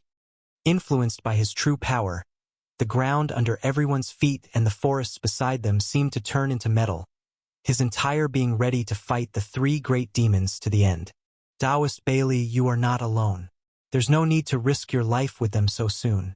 Accompanied by a clear voice, a figure suddenly appeared under the night sky, moonlight illuminating a tall silhouette.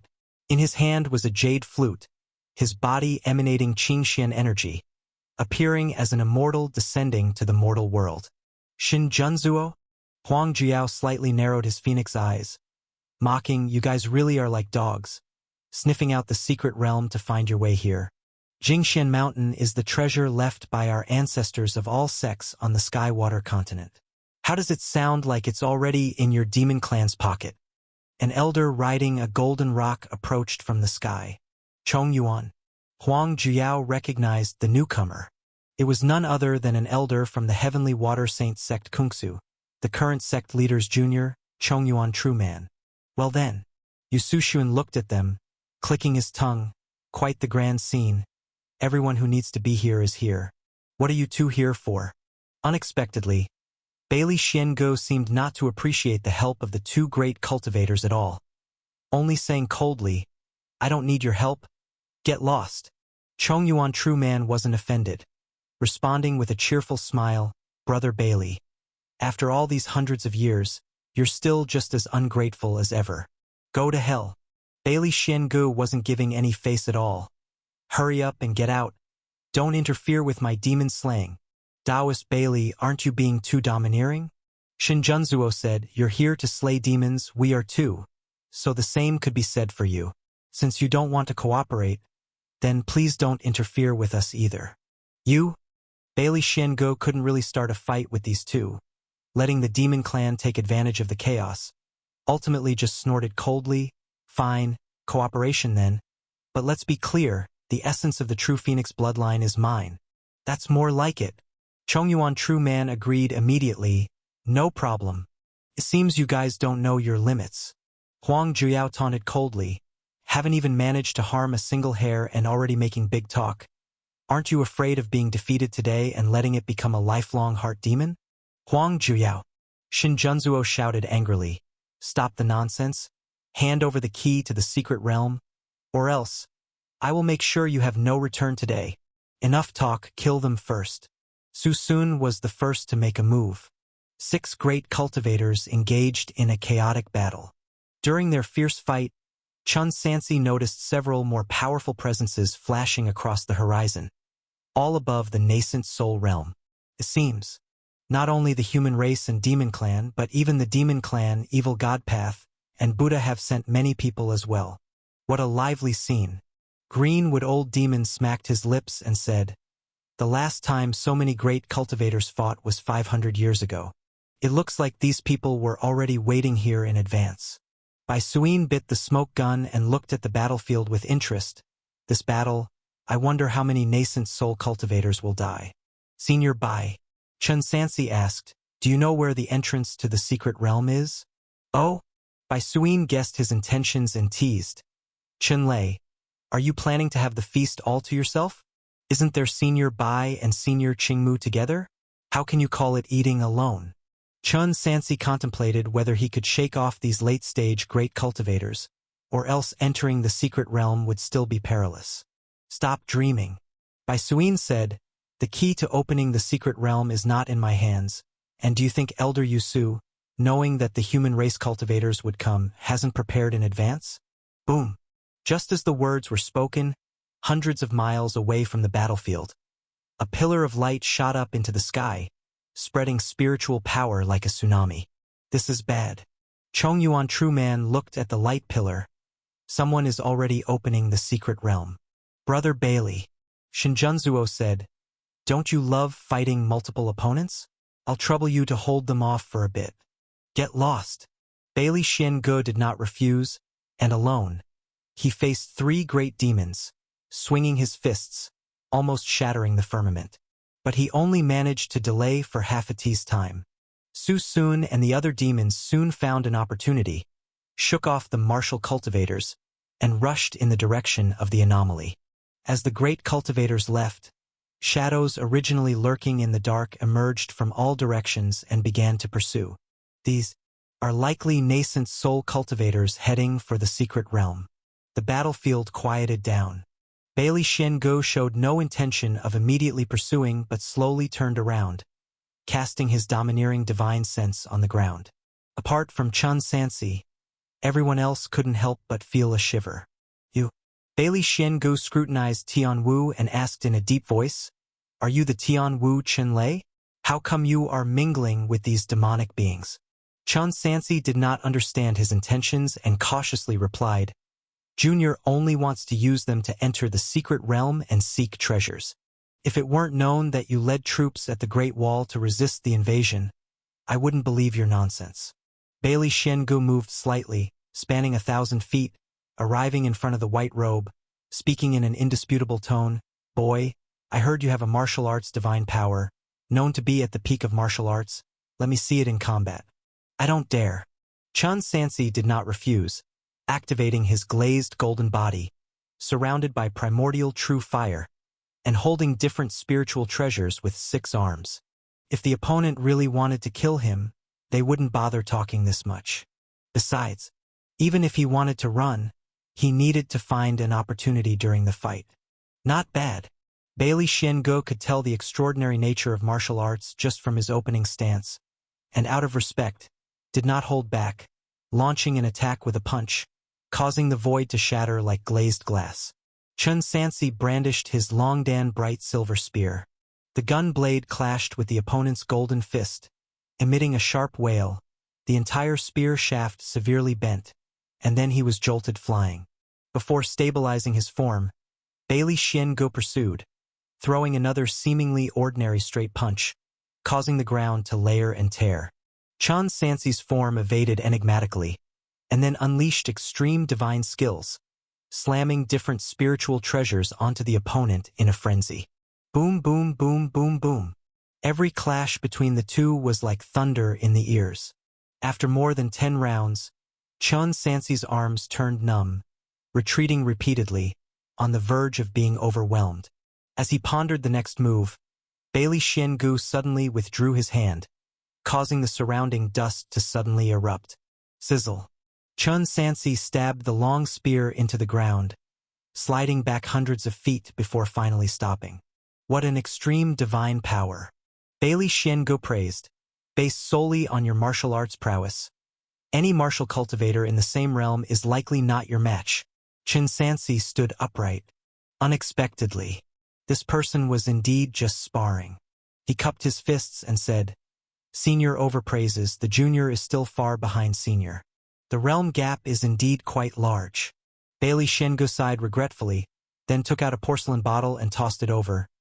Inside are Tianyuan body refining elixir pills. Only I have the recipe. They can help 4th realm martial cultivators speed up their training, useful until the late stage. Chun Sansi caught it and found it to be an elixir crafted from an ancient recipe, an invaluable treasure for him. Yet, he was cautious about accepting inexplicable gifts, and tried to return it with both hands. Junior has done nothing to deserve such a reward. Hey! Bailey Xiangu said sternly, "You are of use. When you reach the late stage of the heaven and earth realm, I will return to kill you." What? Chen Sansi was even more perplexed. "Please, senior, take back the elixir." Bailey Xiangu grinned. "Have you thought it through? Even if you don't take the elixir, I will still return to kill you at that time." "Why?" Chen Sansi asked. "The junior has no grievances or animosity with senior. A life and death battle between equals is also beneficial for you." Bailey Xiangu said, "You will understand when the time comes." After speaking, without another word, he transformed into a golden light and vanished swiftly. Chen Sansi looked at the elixir, eventually taking it. "That fellow is indeed an odd one." Greenwood Old Demon dared to approach now. "Let's not waste time. Hurry and see what's going on." In their sight, the pillar of light became increasingly radiant, illuminating thousands of miles like daylight. Chen Sansi and the others set off, soon reaching the source of the light pillar. Here is the easternmost border area of 10,000 demon country, and the port to the endless sea. The pillar of light emanated from the island closest to the shore. Despite being hundreds of miles apart, they could still see a colossal formation altar above the island, surrounded by dense array flags, with a dagger emitting golden light suspended at its core.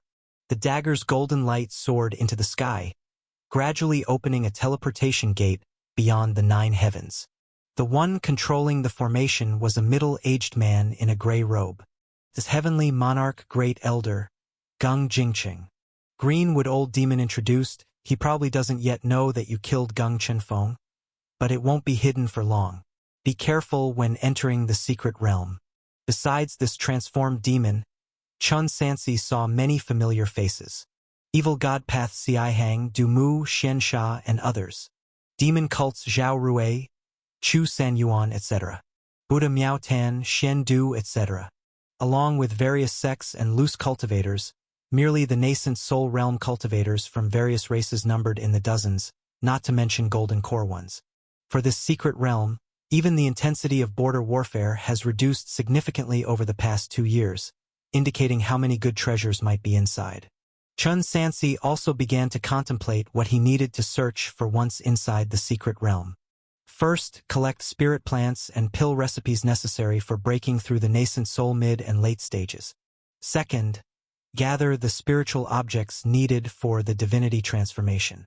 Third, find the place mentioned by the witch which can help you break through cross-border. Fourth, assist the demon seed in finding what she desires. Besides, collect as much spirit plants, materials, and other items that Skywall City needs as possible. Putting aside his thoughts, Chen Sansi's gaze returned to the island. Several great cultivators were fighting around the formation, turning it into a mess. He could see that the cultivators from the Skywater continent seemed reluctant to let the secret realm open. "Quick! Stop him!" The golden rock beneath Chong Yuan's real body spread its wings, crossing thousands of feet in an instant. With a brilliant golden light in his palm, it transformed into a spear. After gathering vast mana, he decisively hurled it toward the dagger at the core of the formation, leaving behind a dazzling trajectory mark in the clouds. At the edge of the array plate, the great elder of the heavenly monarch clan, Gung Jingqing, rose from the ground, his Taoist robe flapping in the gale, holding a token in both hands, muttering incantations.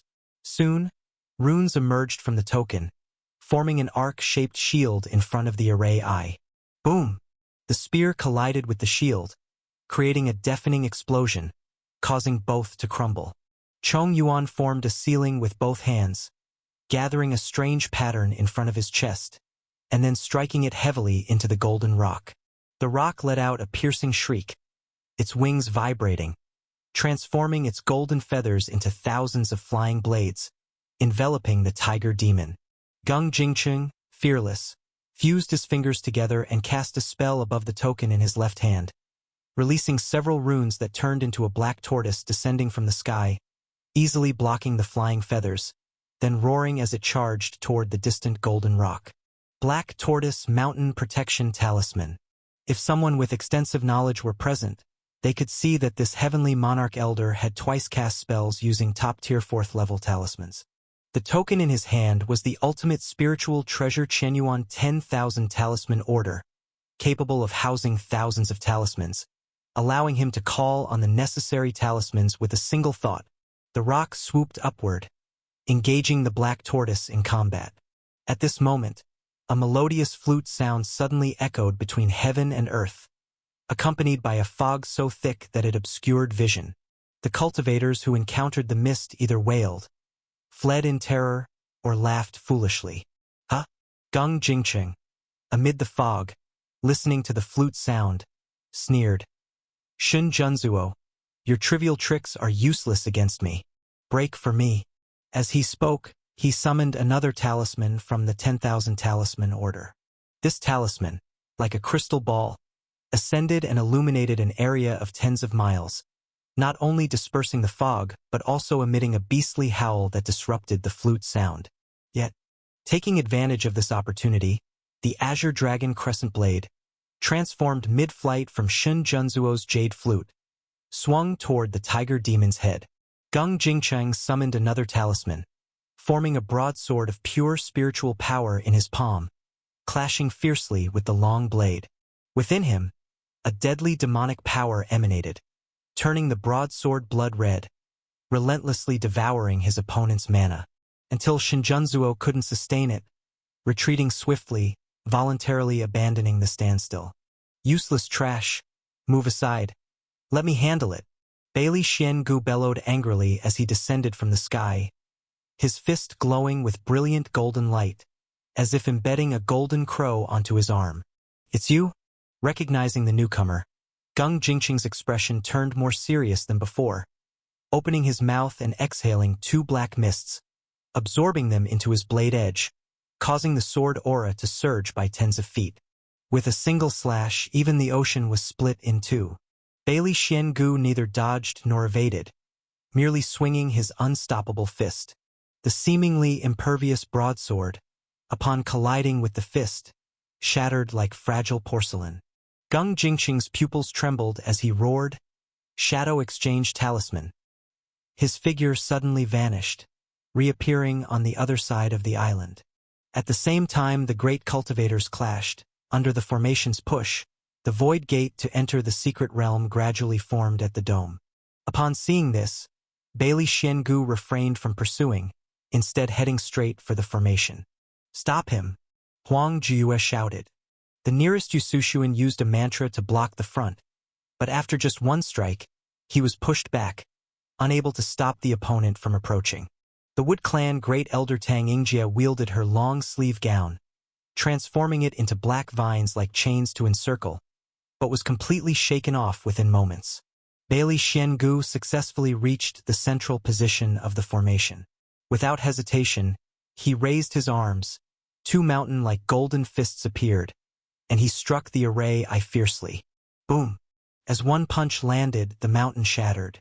The entire ocean surged, creating waves thousands of feet high, transforming into torrential rain, crashing back to the ground.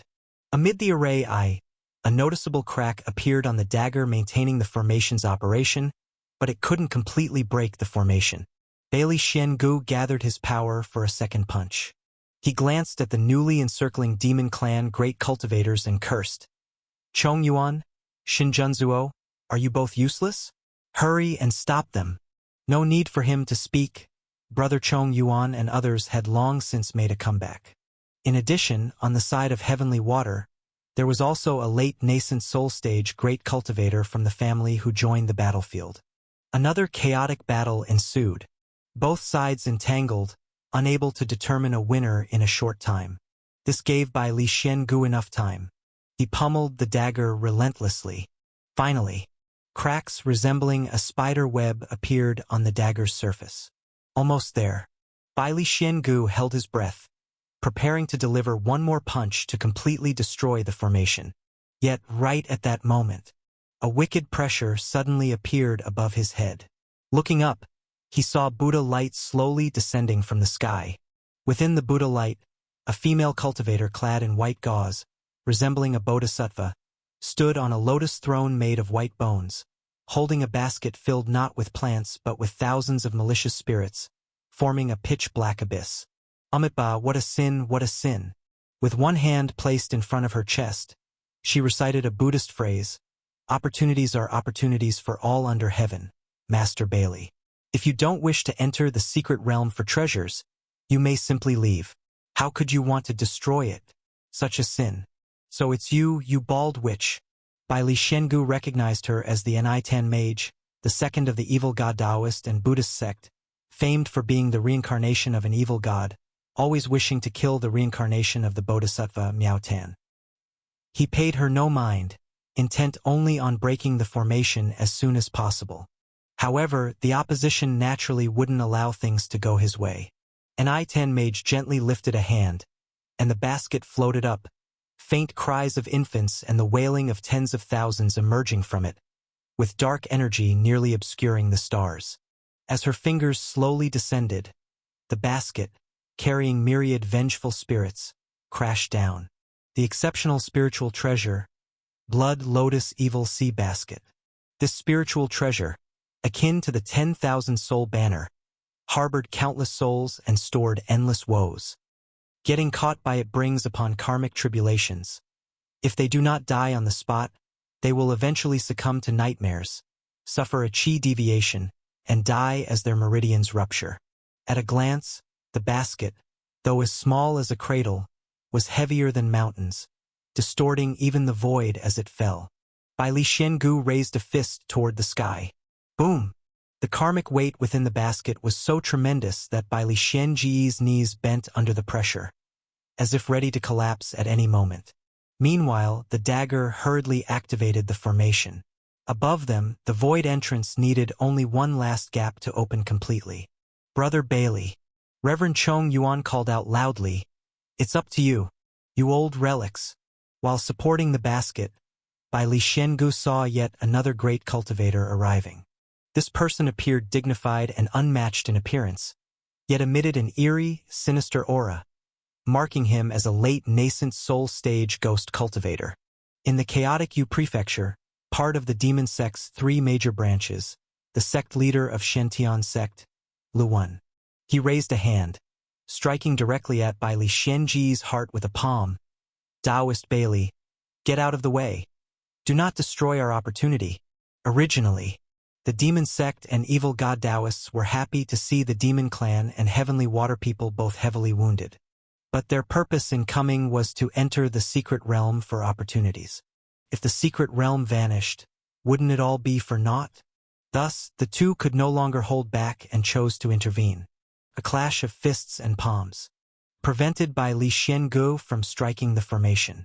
Yet, a powerful aftershock spread from their center. The aftershock hit the array eye, causing the dagger, which was already on the brink of collapse, finally unable to withstand, shattering into countless fragments with a crack. As the dagger was destroyed, the void entrance above, just about to open, started collapsing and shrinking at an incredible speed. The light beam bursting from the formation rapidly dimmed until it vanished completely. Damn it! Seeing this, Yu Sushuan was so enraged he almost spat blood.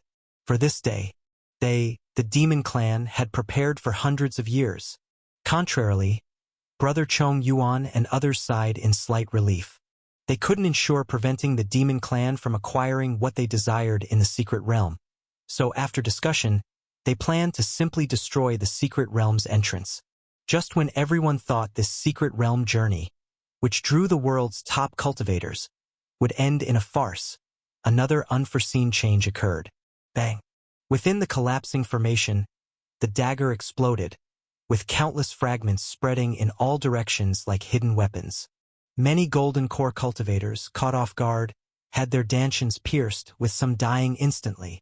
The fragments emitted a purple glow, like a shower of purple meteors shooting towards the skies, exuding a mysterious force that tore the sky with one gash after another. They were all void fissures, hundreds upon thousands of void fissures, floating in the night sky, resembling wide-open eyes gazing down. Hiss! The distant observing greenwood old demon gasped. These fissures, could they be the secret realm entrances? Very likely. Bai Suin analyzed that dagger originally contained void power, the key to opening the secret realm, and given the formation was almost complete, in the end, it didn't fully close the secret realm entrance, just turned it from one stable entrance into numerous broken, twisted portals. Chun Sansi did not act rashly, continuing to watch quietly, seeing how these experienced great cultivators would proceed. Quick!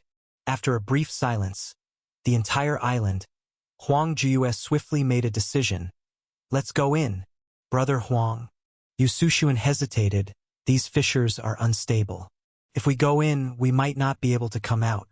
As they spoke, the floating fissures in the air began to close at a rate visible to the naked eye. At this rate, they'd all vanish in a cup of tea's time.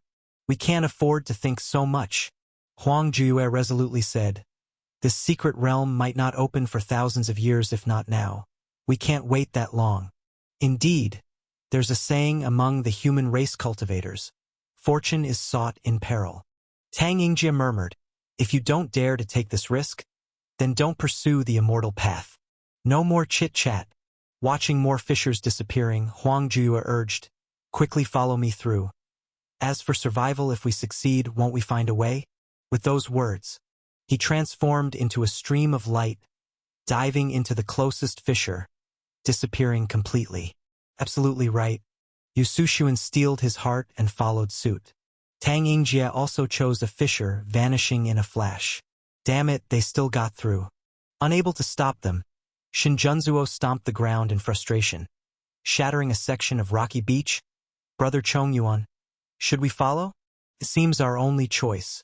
Reverend Chong Yuan said solemnly, we can't let them succeed, and it's the perfect chance to gather some opportunities ourselves.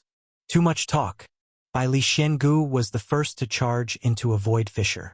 Reverend Chong Yuan, Shinjunzuo, and the late nascent soul stage cultivator from the prominent family exchanged a glance and then entered swiftly as well. In the blink of an eye, all the great cultivators left, leaving the remaining spectators with a sense of relief as the air felt lighter.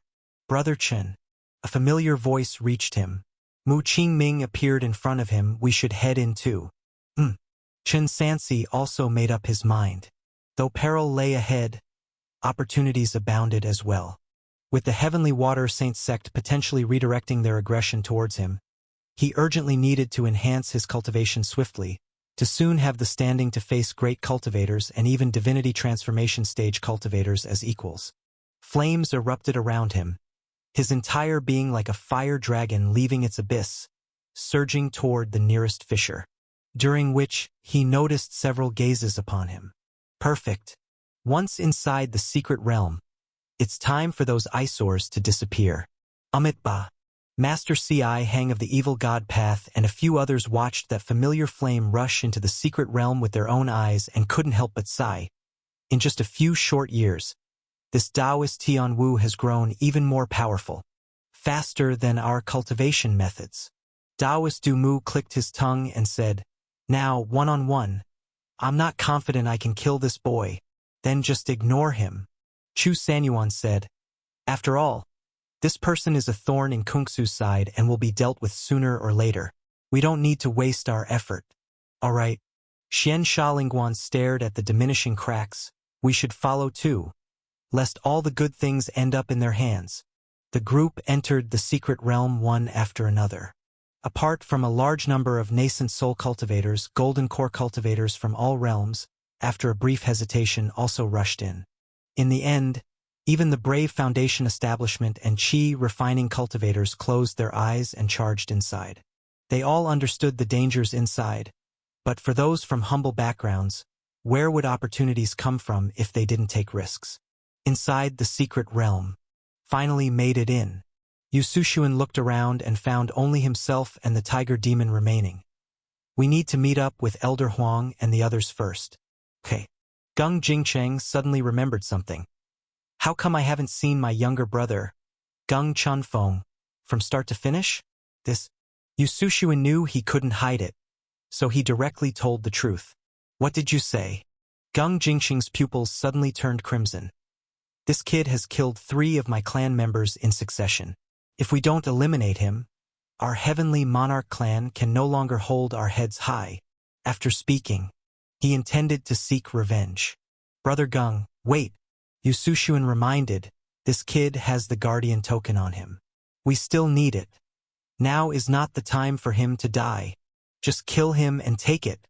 Gung Jingxing raised his hand and directly blasted the other away, then disappeared into the distance without heeding the advice. After entering the void crack, Chun Sansi felt dizzy. When his consciousness cleared, he found himself on a deserted island. He looked into the distance and saw that beyond the island was an endless ocean shrouded in black mist. Around him were mostly low-level cultivators, except for one familiar face. Wang Jun. Chun Sansi noticed a plain-clothed cultivator in the corner and was surprised to find that this person's talent was mediocre. Yet his cultivation speed was almost as fast as his own, and he was still a nascent soul realm cultivator. But thinking about it carefully, it made sense. This person had obtained a sword demon in Sword Heart Valley back then, which was indeed a great fortune. As he observed, the other party also glanced over. Wang Jun hesitated for a moment, then chose to approach actively. Brother Chun. Long time no see. Long time no see. Chun Sansi had no great enmity with him, so he exchanged pleasantries and intended to leave. But Wang Jun followed closely behind. Taoist. Chun Sansi stopped in his tracks. If you have something to say it directly. Wang Jun said, this secret realm is exceptionally dangerous. I'm wondering if we can team up and look out for each other. No need. Chun Sansi refused. Although the other party had reached nascent soul in solo combat, if he didn't use his sword demon trump card, he wouldn't be a match for Chun Sansi. There was no need to cooperate. Moreover, from what he knew of this person, in the event of trouble, this guy would undoubtedly run faster than anyone else and couldn't be relied upon at all. Brother Chun, I'm sincere, Wang Jun quickly said. Also, I know some information that will definitely help you, sir. Chun Sansi paused. Why don't you tell me the information first? All right. Wang Jun nodded. This place is called Jingxian Mountain, and in ancient times, it was a border fortress between the human and demon races. Until later, a great battle occurred. In that battle, the supreme elders of the Buddha, Bai Yujing, and Luoshao sect fought against the demon clan and demon clan ancestors. The demon clan ancestor died on the spot. As for the demon race ancestor, he cultivated some kind of divine skill, and no matter what, he couldn't be killed on the spot. In the end, the three sect elders joined forces to set up the demon-suppressing tower, imprisoning the demon race ancestor inside, which is within this secret realm. The demon race ancestor? Chun Sansi nodded. This secret realm contains the imprisoned demon race ancestor? No wonder. The demon clan had been plotting for this secret realm for so long. They probably intend to release the demon race ancestor. If that's the case, if he assists them, wouldn't he become a traitor to the entire human race? So, Wang Jun reminded Brother Chun you should stay away from those demons. And you? Chun Sansi looked at the other's eyes. What is your purpose in this endeavor? Taoist? Wang Jun said frankly, inside the demon-suppressing tower, there is a sword called the Tai Demon-Suppressing Sword. I want to take this sword and a trace of sword intent within. In return, I can give you a treasure. As he spoke, he took out a storage bag from his robe. The contents can help Brother Chun to survive crossing the Divinity Transformation Tribulation. The Divinity Transformation Tribulation is unlike the nascent soul. Of 10 late nascent soul cultivators who undergo tribulation, at most only 4 will succeed. Moreover, the item I hold is something that hardly anyone in the human world possesses. How about this? Chun Sansi said we act separately. If later we meet at the demon-suppressing tower, we can then discuss cooperation. He was somewhat tempted by the item, but still decided not to act together with someone carrying a sword demon. All right then. Wang Jun couldn't insist further. Then I wish Brother Chun a smooth journey. See you at the demon-suppressing tower. Chun Sansi wasted no time and began exploring the island. Quickly, he discovered that the entire island lacked both spiritual energy and treasures. There was only an eerie bamboo forest, with nothing else but barren land. He had never seen or even heard of such bamboo, but he was able to infuse it with mana and divine sense. Perhaps it could be used for artifact refining. With that in mind, he broke off a few pieces and stored them in his storage bag. Then he wandered around the island twice more, confirming there were no other unusual items. It seemed, I need to find a way to leave this place. He chanted a mantra, and his figure transformed into a blaze, soaring into the sky, ready to break through the black fog and cross the sea. However, the moment he touched the black fog, it felt as if he were caught in a terrifying vortex, spinning uncontrollably in mid-air, while his mana drained at an alarming rate. Moreover, there were signs of movement around him, as if some creatures were approaching. Chun Sansi realized he couldn't force his way through, so he immediately turned back to the island. He gazed at the swirling black fog, seemingly recalling something. He retrieved the bamboo he had just collected, extending it into the black fog and infusing it with mana. The golden light emitted a faint purple glow, dispersing the black fog. Indeed, Chun Sansi performed a spell, creating a bamboo raft, then stepped onto it, successfully reaching the sea surface amidst the swirling black fog. Roar! A fierce beast with wings, resembling a shark but covered in black scales, shot up from the water, lunging at a few evil god Dao cultivators on a bamboo raft. Dumu Taoist raised a hand, slicing the beast in two with a single sword strike. This black slaughter nether sea is truly perilous. Xian Sha spirit officer lamented. Even for the few of us, caution is necessary. One misstep could lead to our demise. Amitba, how benevolent. The hefty body of Master C.I. Hang sat alone on a bamboo raft. I hope my journey here can yield some opportunity. Speaking of which, Dumu Taoist asked, the demon clan is probably heading for the demon suppressing tower. What are you planning to do? What else can we do? Xian Sha spirit officer said, of course, observe from the sidelines. If the demon race ancestor revives, we could unite with Chaos Wild Yanzhou and attack Heavenly Water again. Amid their casual chat, the black fog ahead began to thin, revealing a lush continent. Despite being hundreds of feet away, they could sense the dense spiritual energy. What is that? Master C.I. Hang squinted, focusing on a cluster of pale golden flowers by the shore. At its center grew a round fruit with a hard shell, dragon and phoenix condensing yang fruit, and judging by its age, Dumu Taoist's eyes, along with those on his treasure sword, widened. It's over 4,000 years old. There was still some distance to the shore, but they could no longer contain themselves. Almost simultaneously, they forced their way through the thinning black fog to the fruit. The dragon and phoenix condensing yang fruit was a spirit plant long extinct in heavenly water. It not only helped cultivators in the middle and late stages of the fourth realm quickly improve their cultivation but could also forcibly break through a small bottleneck. For example, if a cultivator's innate limit was the nascent soul middle stage, consuming this fruit would guarantee a breakthrough to the nascent soul late stage. Even the incense fire divine Tao benefited similarly. Amitba. Master C.I. Heng reached out to pick it.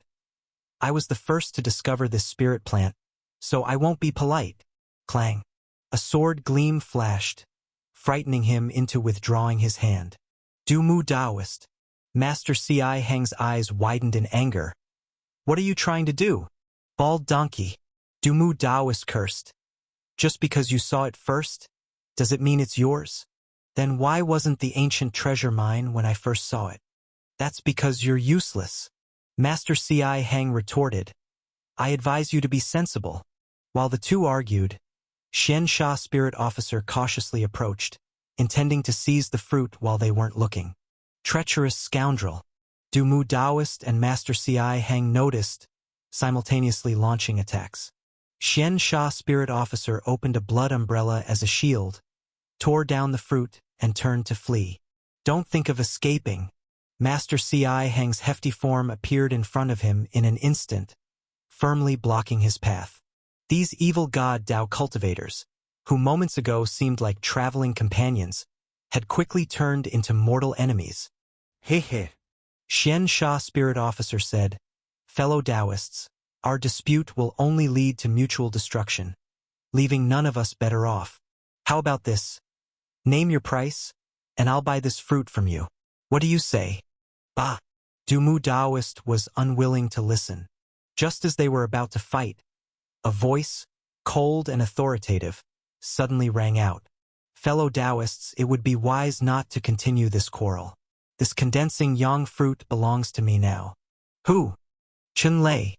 They turned to see a figure in a white robe, hovering in the air, looking down at them. Gentlemen. Chun Sansi's golden body began to glow, with flames of wrath bursting from his 7 apertures, and 6 arms growing from his back, each holding a different magical treasure, making him look more like a deity than these evil god Dao cultivators. We still have a score to settle from Guangren Dao. You scoundrel. Dumu Daoist's pupils emitted a purple glow. Do you really think breaking through to the nascent soul allows you to fight 3 of us alone? All 3 of them were at the middle stage of the Bright King realm. Amitba. Sinful. Sinful. Master Si Hang clasped his hands together.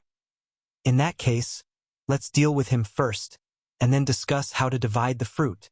I was thinking the same. Xian Sha Spirit Officer shouted angrily and launched the first attack. His blood umbrella expanded rapidly, soon blotting out the sky. The sinister incense fire divine power twisted the void, forming an abyssal vortex aiming to engulf all living beings. Chun Sansi also felt numerous chains entangling him, trying to drag him into the vortex. But now was a different time. He was not the same core formation cultivator who couldn't resist. With flames wreathing him, he easily broke free and charged straight at Xian Sha Spirit Officer. What? Xian Sha Spirit Officer looked astonished. Even with a similar cultivation level, his spiritual treasure should have had some restraining effect at the very least. A brief lapse and the rolling flames were already upon him. He hastily withdrew his blood umbrella, using it as a melee weapon, only to find he couldn't fend off his opponent's assaults. Seeing this, Master Si Hang realized that without the 3 joining forces, they might truly be no match for the white robe. So he didn't stand by. The Buddha beads on his neck rose, emitting a strange Buddha light. The Buddha light shone, slightly diminishing the flames on Chen Sansi's spiritual treasure, but only for 2 breaths before they flared even more intensely. As for Dumu Daoist, he wielded 6 flying swords, with pupils on the sword edges flickering, attempting to unleash his strongest illusion technique. Yet, instead of injuring his opponent, he felt a splitting headache as if his head were exploding upon meeting their gaze, and tears of blood flowed from his pupils. Nascent soul late stage. This boy's divine sense had reached the nascent soul late stage. Dumu Daoist and the others were stunned. Before they could react, Tianwu launched an offensive. Not good. After a brief exchange, Master Si Hang had to acknowledge. Even with their combined efforts, they were indeed no match for Tianwu. Run quickly. The 3 evil god Dao cultivators were terrified and fled in different directions. But how could they possibly escape? Dumu Daoist felt the air behind him growing increasingly hot, as if he were in purgatory, and his vision was filled with flames. Panic-stricken, he wielded his treasure sword, slashing wildly at the fire. Clang, clang, clang. The sound of metal clashing rang out continuously, but soon became chaotic. Dumu Daoist found it increasingly difficult. The pupil at the tip of his sword could not withstand the intense heat, and with a puff sound, it was scorched black. His sword edge, in constant collision with the long spear, showed visible melting gaps. Not just the sword. Even the shrine within Dumu Daoist seemed to be experiencing torment, as if inside an alchemy furnace. He let out a wail as the shrine emerged.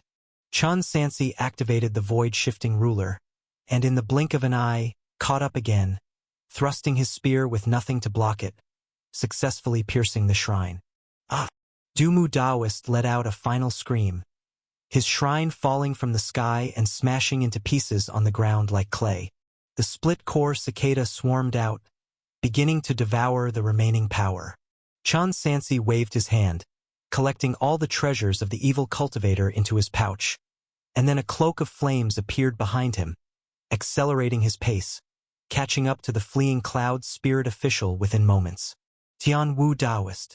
The cloud spirit official's voice trembled. If you let me go, I am willing to swear by the heavenly Tao, to serve as a slave and servant. You don't deserve it. Chun Sansi didn't waste words. His long spear tore through the clouds, mixed metal true fire ignited the entire sky, and the dragon abyss sword sliced down, seemingly splitting the sky in two. The cloud spirit official's arm was severed on the spot, blood gushing like a spring, leaving him powerless to retaliate. Watching various spiritual treasures fall before him, his vision darkened, losing consciousness. Chun Sansi likewise collected his opponent's spiritual treasures, along with the fruit, then began pursuing the last remaining escapee. That monk runs so fast. Meanwhile, Master Si Hang's large body treaded on the bronze lotus throne, constantly opening void rifts, using the instantaneous technique to appear 100 miles away in a flash. Chun Sansi was only at the early stage of nascent soul, unable to directly use instantaneous divine skills, relying on the spiritual treasure void-shifting ruler to chase. Yet this ruler, being Rong Rojuan's life-bound spiritual treasure, its power would be weakened upon the owner's death, and along with other losses, could not reach even 70% of its original power. At this rate, unless his nascent soul emerged, the monk might indeed get away. If the nascent soul emerged, the physical body would be in danger. Chun Sansi naturally wouldn't take that risk. The person couldn't leave the secret realm right away. Sooner or later he would encounter them again. Thinking this, he planned to temporarily give up the pursuit. Just then, the distant sky's clouds suddenly began to surge, turning into a lotus shape, covering the entire sky. Master Si Hang was startled, hurriedly stopped, formed a seal with his hands, chanted a spell, then raised his palm towards the lotus, casting a huge Buddhist Dharma seal in the shape of one. Boom! The clouds surged, the lotus scattered. 10,000 feet of auspicious Buddha light enveloped him. A female Buddhist cultivator dressed in white gauze, holding a pure bottle in her hand, appeared in view. It was indeed Elder Miao Tan from Sumeru Mountain. It's you. Master Si Hang scanned her, worthy of being the reincarnation of a bodhisattva, last time at mid-golden body stage, now middle bright king realm. Amitba. Lay down the butcher's knife. Become Buddha on the spot. Miao Tan parted her lips, her gentle voice carried an endless authority. Si Hang, you were my Buddhist disciple, later enticed by evil paths, thus erring. Why not find clarity, turn your merits around? Enticed? You're wrong. Master Si Hang said, I only learned true Buddhist law after joining ancient void Buddha. Don't try to ruin my Buddha mind. Meet your demise. Seeing no escape, he steeled himself and took the initiative. The bronze lotus throne carrying his heavy body surged with overwhelming incense fire divine power, like a mountain of flesh crashing forward. Miao Tan quietly watched him approach. When only 100 feet remained, she reached out a slender hand, lightly pinched 2 fingers, lifted a willow branch from the porcelain's bottle, slowly pointing towards the void, chanting, Om Alaba. Bang! Buddha light burst forth. The seemingly weightless willow branch fell, as if a mountain pressing down.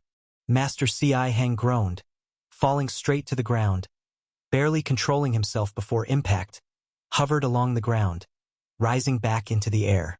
However, at the same time, Master Miao Tan's second divine skill followed.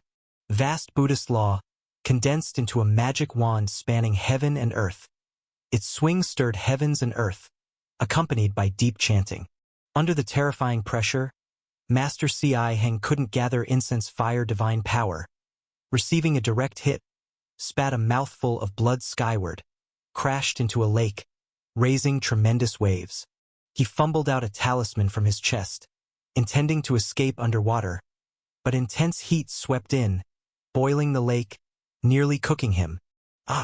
Monk Si Hang hurriedly escaped from the lake surface, only to be struck again by the willow branch.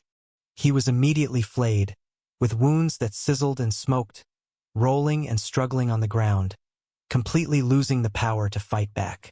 Chun Sansi chased after him and understood the fate awaiting him. Spare me! Spare me! Monk Si Hang cried out in agony for mercy. Chun Sansi naturally paid no heed. The fire on the gun tip burned even more fiercely. Monk Si-Heng saw this and hastily turned around, kowtowed repeatedly to the Buddhist saintess, pleading, Taoist Miao Tan. This poor monk knows his wrongs. Miao Tan looked at him quietly.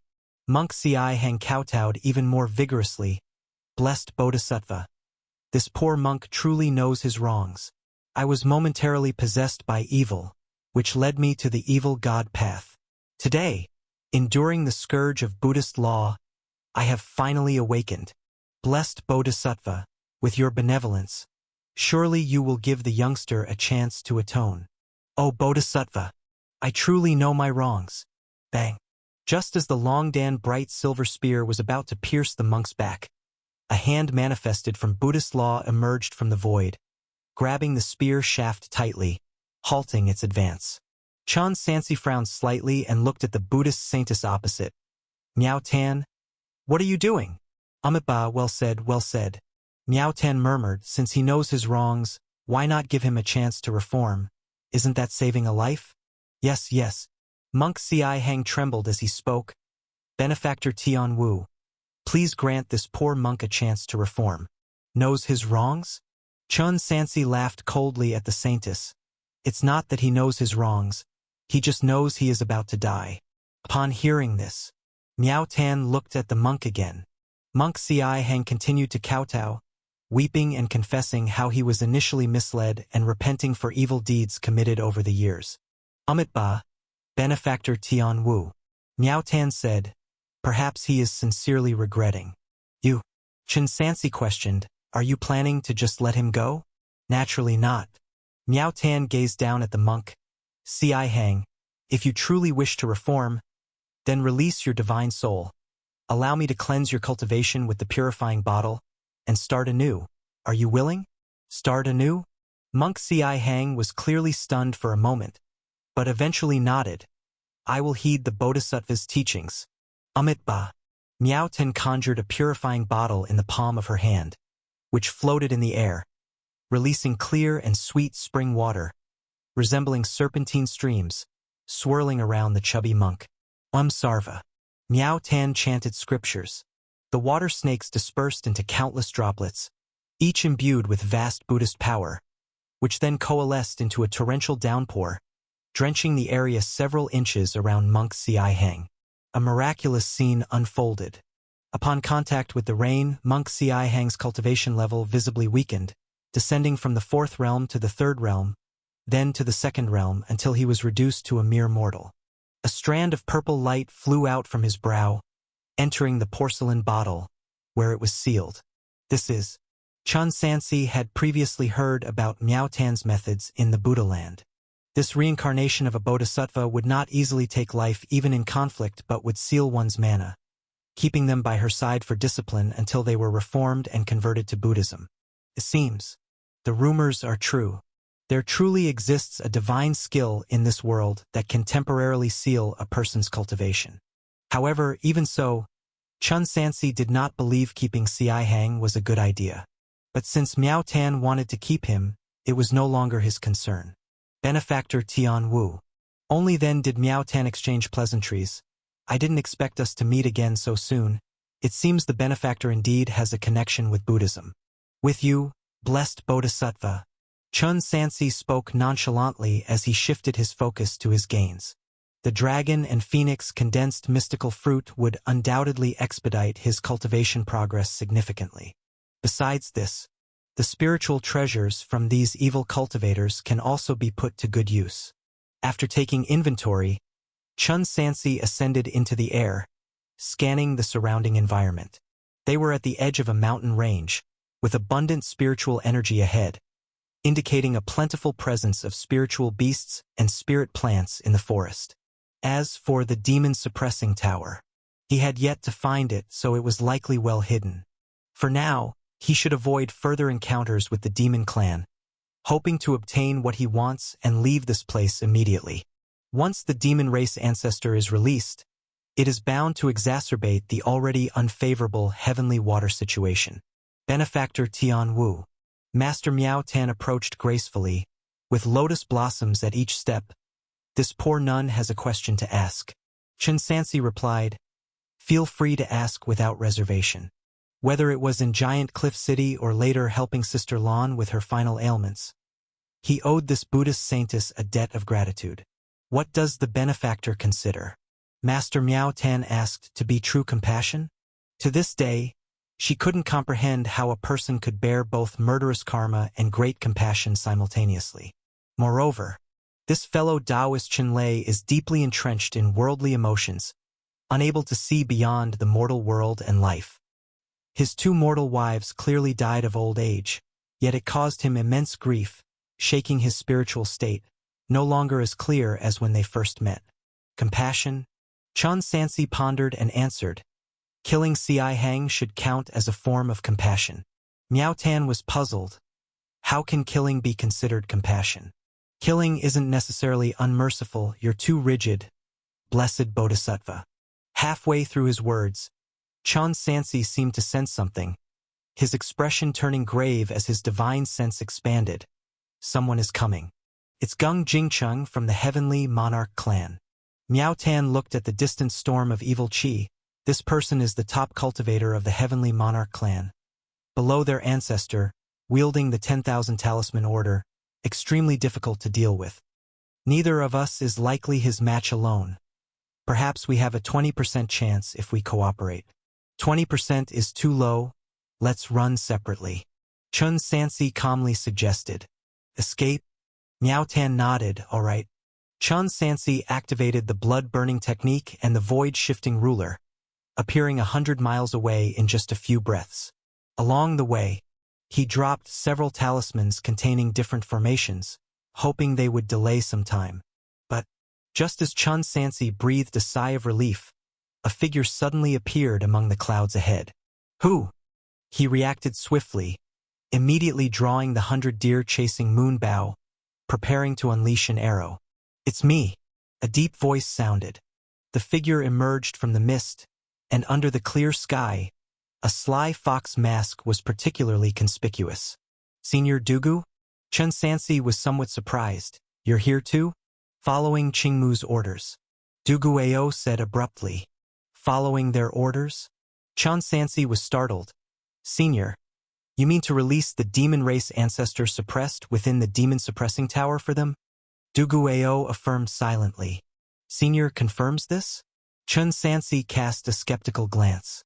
The Immortal Gate had always defended against the Demon Clan at the Great Wall. Logically, they should be the least willing to see the Demon Clan succeed.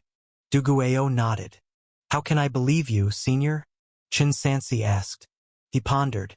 Trusted for matters concerning the Demon Clan, though Dugu Ao might not be. Every sect has traitors, and the Immortal Gate is no exception. Furthermore, Dugu Ao seemingly had a good relationship with the 9-tailed fox demon. "You don't need to believe it." Dugu Ao's voice turned icily cold. Without warning, he unleashed a talisman. The talisman transformed into a large golden cauldron, descending upon Chen Sansi's head. He hastily raised a spiritual treasure to block it. Dong! A sound like a bell resonated. Chen Sansi didn't budge an inch. "Senior, isn't this somewhat inappropriate?" Chen Sansi mobilized the true power within his body, and his arms exploded with overwhelming strength, directly overturning the giant cauldron. He looked up again, but Dugu Ao's whereabouts were already nowhere to be found. Darn it! He deliberately stalled for time. Just as he was delayed, the Heavenly Monarch Elder, originally left behind, had already caught up. Chen Lei. The evil qi emitted by Gung Jingqing almost twisted the void wherever it passed, causing grass, trees, and spiritual beasts to die in fear. He did not roar, yet his voice shook the heavens and earth. "You've killed 3 of my clan members. Today, no matter what, I will refine you into a Chang ghost to atone for my Heavenly Monarch clan." Suppress. Chen Sansi deployed the spirit-stabilizing talisman. Gung Jingcheng, who was full of momentum, was immediately frozen in mid-air. A 4th-level control-type talisman couldn't significantly affect a great cultivator. Chen Sansi knew this well, so he seized the only opportunity, channeling all his fire element true power into the Longdan bright silver spear, the gun blade tearing through the cloud peak, directly targeting the tiger demon's weak spot. However, even so, Gung Jingcheng managed to break free from the talisman's restraint just before the attack arrived. In his left palm appeared a bone knife, entirely white and forged from bone. The moment it was unsheathed, a tiger's roar echoed through the cloud peak, astonishingly weakening the primal chaos true fire slightly. The blade swept out horizontally, clashing with the long spear. Boom! The instant they made contact, Chun Sansi's arms almost lost sensation, his body uncontrollably drifting backward, as he hurriedly deployed other spiritual treasures. The Sinful Sea heavenly prison umbrella expanded violently in the wind, shrouding the entire heavenly dome, as invisible chains bound towards the tiger demon. Following closely, he tossed out a string of Buddha beads. Under the eerie Buddha light, the spiritual treasure bone knife in Gung Jingcheng's hand trembled continuously, as if it could slip out of his hand at any moment. But he felt no pressure at all, only let out a shout, like a tiger roaring through the forest, demon energy bursting forth like a tsunami, breaking all shackles with ease. Then he slashed out with the knife relentlessly, the sword aura tearing through the mountains and leaving a deep, unfathomable gorge in the earth, directly creating a massive gap in the Sinful Sea heavenly prison umbrella. The string of sinful cycle Buddha beads nearly shattered directly. These two spiritual treasures were merely mid-grade 4th level, and being incense fire divine Dao magic artifacts like the shift ruler were less effective in Chan Sansi's hands. At this moment, using them against a tiger demon was utterly futile. Let me show you the immobilization talisman of an old man. Gung Jingcheng grasped a token in his right hand and chanted, causing runes to emerge and cover a region of several miles at an astonishing speed. Chan Sansi had nowhere to evade, only feeling that countless silver needles instantly grew within his body, crisscrossing and piercing through his bones and meridians, rendering him immobile. Blood Saber Heaven-Severing Talisman. Gung Jingcheng summoned another talisman, augmenting the bone knife with it. The sword aura continuously expanded, reaching over 10 meters long, descending from the sky, threatening to cut the white robe in half. Chun Sansi quickly urged his mana and true power, melting and burning away the silver needles within his body, finally regaining movement just before the blade struck above his head, and immediately used the shift ruler to instantly retreat. But nonetheless, his shoulder was still sliced by the blade, the 8 desolate flame armor splitting open, leaving a terrifying wound. The disparity in realms was too great. Nascent soul early stage and late stage were inherently worlds apart, not to mention that the opponent was a great cultivator specializing in slaughter from the Heavenly Monarch clan. Without any overconfidence, a candle dragon imprint lit up on Chun Sansi's brow, his bones emitting cracking sounds, and intricate lore runes appeared on his golden body, his form rising continuously until his feet spanned mountains and rivers, his head reaching the sun and moon. Fadian Xiangdi, stop struggling in vain. Gung Jingcheng transformed into a fierce tiger enveloped in blood light, letting out a silent roar to the heavens. In fact, it wasn't truly silent. The tiger's roar was so low and deep that it surpassed a mortal's ear's capacity, transforming into visible, terrifying ripples of twisted air that instantly spread.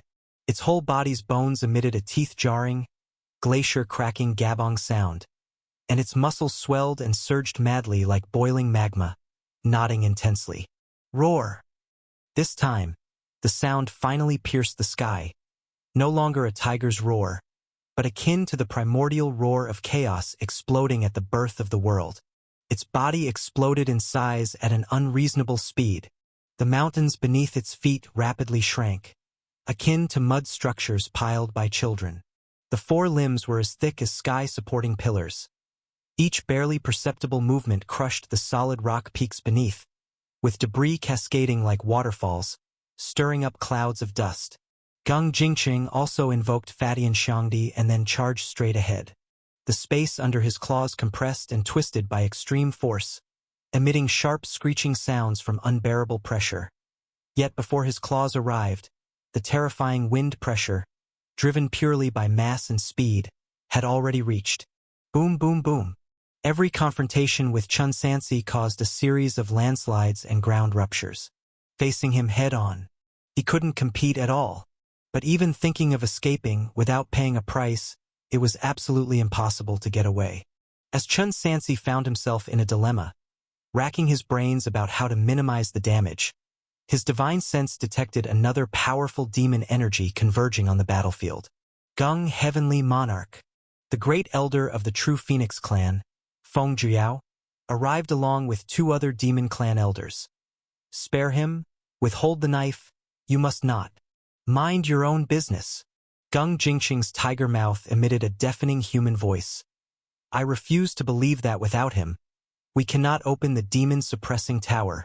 A blood-red waterfall composed of pure demon energy spewed from his massive jaws, piercing through mountains before pouring toward the distant 3-headed, 6-armed Tian Wu. Stop! Mr. Huang raised his hand sharply. A series of green feathers flew out from his sleeves, forming a shield-like barrier in front of Chun Sansi, blocking the blood-red beam. He reprimanded, Gung Jingqing, this is Ancestor by Zay's order. Are you sure you want to defy it? Or do you really think no one can replace your Heavenly Monarch clan? Upon hearing this, Gung Jingqing gradually calmed down. Mr. Huang continued, Heavenly Monarch Gung, let's first finish our demon clan's major affairs. As for your personal vendetta with Chun Lei, we won't interfere once we leave the secret realm. I shall spare your life for now. Gung Jingqing gritted his teeth and then withdrew his Fatian Xiangdi, reverting to a normal state. It seems I can't escape after all. Chun Sansi looked at the surrounding demon clan elders, knowing it was impossible to escape on his own. After a moment of contemplation, he suddenly acted, releasing a swarm of split-core cicadas toward the retreating tiger demon. Do you have a death wish? Gung Jingqing waved his hand, crushing all the goo insects, withstanding the explosion, and was about to attack again. Heavenly Monarch Gung, calm down. Yu Sushuan firmly held him back. Chun Sansi was about to make another move but was gently pressed on the shoulder by Elder Zhenfeng, who transmitted a message. Taoist Tianwu, you're not Gung Jingqing's match. Why keep fighting? Rest assured. As long as you help us retrieve the items, I will definitely send you back to the Sky-Water continent safely. Chun Sansi no longer maintained the Fatian Xiangdi. Then I must thank Mr. Huang. No need to thank me, this is our transaction. Mr. Huang said solemnly, our demon clan is much more trustworthy than the human race. In the end, his tone carried obvious threats. Mr. Huang. Chun Sansi corrected, this transaction is between me and Senior Bai, not you. Mr. Huang was momentarily stunned, then laughed. It's all the same. Chun Sansi ignored him further. After their conversation, Bai Suin and Greenwood Old Demon also joined. All right, Mr. Huang, seeing everyone gathered, said, let's not waste time here. Shinjunzuo and his annoying group are also in the secret realm. The sooner we reach the demon-suppressing tower, the better. Under the surveillance of numerous demon clan great cultivators, Chun Sansi could only follow along. After traveling over 1,000 miles, they encountered a void turbulence at high altitude, forcing them to fly close to the ground and enter a mountain range. A blink of an eye, several days passed. These demon clan great cultivators had clearly thoroughly studied the secret realm beforehand. Along the way, they encountered several dangerous trials that they easily overcame, obtaining various benefits such as spirit plants, spiritual beasts, materials, and even inheritances. Evidently, to keep Chun Sansi stable, they shared whatever they gained with him. One day, after crossing a mountain valley, they entered a swamp area. At the edge of their vision, a pitch-black iron tower appeared. Demon-suppressing tower. We're finally almost there. Yu Sushuan said excitedly. The demon-suppressing tower is said to contain a massive amount of inheritance and treasures left by our ancestors. Don't be impatient. Tang Yingjie spoke seriously. If I remember correctly, there's still a sword array ahead. The diagram of the sword array. Mr. Huang looked at the tiger demon. Was handed to Heavenly Monarch Gung long ago. Leave it to me, Gung Jingqing said, taking the lead. In front of everyone, he used prepared formation techniques and talismans to break a powerful demon-slaying sword array, almost at 5th rank strength. After the sword array dissipated, it revealed a large number of spirit plants with over 3,000 years of age, all capable of helping late nascent soul great cultivators enhance their cultivation, most of which had long been extinct in the human world. Truly a windfall. Yu Sushuan's eyes gleamed. With these heavenly materials and earthly treasures, in at most 1,000 years, I might even touch the threshold of divinity transformation. You still want divinity transformation? Old fox, consider how you plan to leave here alive first. An angry shout suddenly erupted, followed by terrifying true power as dazzling as a golden crow. Yu Sushuan turned to see Bailey, Shinjunzuo, Chong Yuan, and Shi Minyu, 4 eminent great cultivators of the human race, arriving in unison. He frowned. How did they catch up so quickly?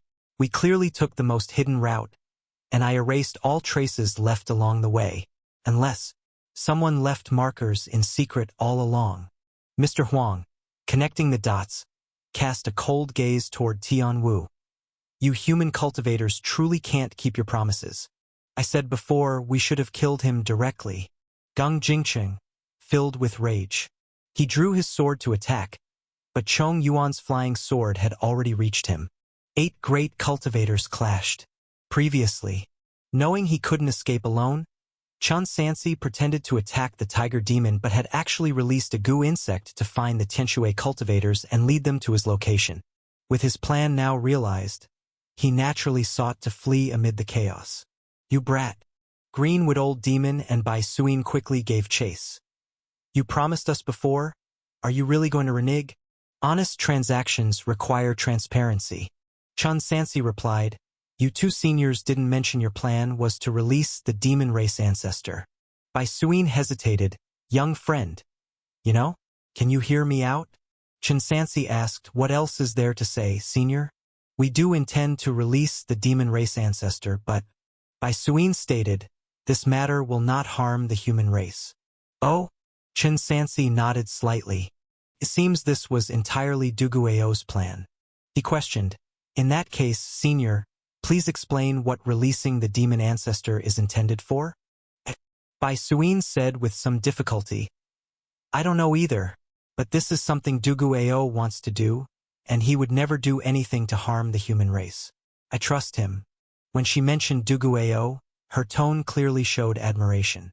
Noticing this, Chun Sansi's pupils trembled slightly as if suddenly understanding something. But he still said, if senior can't even explain, don't blame me for not believing. Stay where you are. Greenwood old demon, seeing persuasion was futile, waved his hand, summoning numerous vines to entangle Tianwu. But how could he be his opponent? Chun Sansi slashed with a sword, turning the vines to ashes, and then his figure vanished in a flash, disappearing in an instant. This Greenwood old demon looked at the fox demon. The brat refuses to help. What should we do now? Don't worry. Bai Suin calmed down. He's still in the secret realm. It will be handled. How long is Duguao going to hide? Greenwood old demon felt frustrated. Are you sure he can help us seek revenge in the future? He won't deceive me, Bai Suin said firmly. Shortly after Chun Sansi shook off the demon clan, he soon encountered 2 new obstacles. There, standing before him, were powerful evil god path cultivator, Master Nitai, and the Shenin sect leader from Chaos Wasteland, Luwen. These people joined the fray too. Young friend Tianwu. Luwen wore a chilling smile. Hand over the items. Items? Chun Sansi responded coldly. What items do you 2 want? Isn't it clear? Luwen said, whatever those demon beasts want, we want. You want it too? Then I'll give it to you. Chun Sansi said, pulling out a porcelain bottle from his jacket and tossing it over. Knighton and Wenlu exchanged a glance. They hesitated about whether to catch the object, but then sensed a terrifying force erupting from it. Quick, dodge. Boom. Before the words were uttered, a scarlet flame burst out, its dreadful temperature causing visible distortions in the air. Even separated by 1,000 feet, the 2 demon cultivators still felt immense threat from it. Immortal fire? Knight and mage was surprised. Do you two still want it? Chun Sansi hovered in mid-air. I have plenty of this fire. Knighton retreated immediately, but they quickly realized that the opponent couldn't control the immortal fire. Otherwise, they would have been incinerated into ashes. You're mocking me? When Lu, enraged, transformed into a black mist and vanished, reappearing 2 feet from the white robe. In his palm, a folding fan quietly appeared. The fan looked refined, but its frame was made of bones from dead human race cultivators mixed with millennia-old dark wood, and the face was made of human skin from women, with even the paintings made with the blood of infants as ink. A top-tier spiritual treasure, the soul separation fan. The soul fan unfolded, slicing forward like a blade, carrying a bone-eroding shadow wind that could harm the meridians and directly attack the divine soul. Fortunately, Chun Sansi's divine sense was not inferior to this person's. Raising his hand, he struck with a sword, directly blocking this attack, his figure flying backward. What a strong divine sense! When Lu squinted his eyes, flipping his left palm, revealing a book with 3 large words on the cover. Eternal Book. At the sight of this item, Chun Sansi immediately recalled a treasure he had seen in records. Eternal Book. It said that the book can record scenes it has seen and, through mana, recreate them for its owner's use. For instance, if days prior, someone witnessed Chun Sansi slaying the tiger demon Gung Chunfeng and recorded the entire process in the Eternal Book, they could summon a mirage phantom of Chun Sansi and Gung Chunfeng to attack enemies later using spells. However, the premise is that the owner of the Eternal Book must have a cultivation level no less than the individuals in the book and empathize with everyone present at the scene. If this treasure is mastered, it is akin to conjuring help out of thin air during a battle. But Chun Sansi remembered clearly that the Eternal Book was a true immortal treasure. How did it end up with a ghost cultivator of the nascent soul realm? Most likely it is a replica. He didn't know what powers the replica had, but he wouldn't sit idle. Steadying himself, he actively charged forward to attack. One man slays 3 demons. When Lu shouted furiously, 4 virtual images emerged from the pages and entered the scene. Upon closer inspection, they were 3 demon clan cultivators and 1 human race cultivator. Furthermore, the human race cultivator was very familiar to Chun Sansi. Master. No one else. It was none other than Lord Taishan, Mu Chutai, once hailed as the foremost prodigy of heavenly water, the story of one man slaying 3 demons. Chun Sansi recalled in his mind. It said that years ago, Mu Chutai once fought alone against 3 demon clan great cultivators and slew them, making his name resound throughout the human world. Unexpectedly, this one Lu actually recorded that battle using a replica of the Eternal Book. That was Mu Chutai at his peak. Behold, Mu Chutai, appearing with dignified immortal-like charm, dressed in a cyan cloud pattern magic robe, holding a Taya sword in his palm, resembling a sword immortal descended to the world. Meanwhile, the great cultivators from the True Phoenix, Heavenly Monarch, and Fox clan all exuded intense killing intent. Mu Chutai's figure abruptly vanished. Even Chun Sansi's chi observation skill and divine sense failed to track his movements. The next moment, Chun Sansi was enveloped by a sky full of sword lights.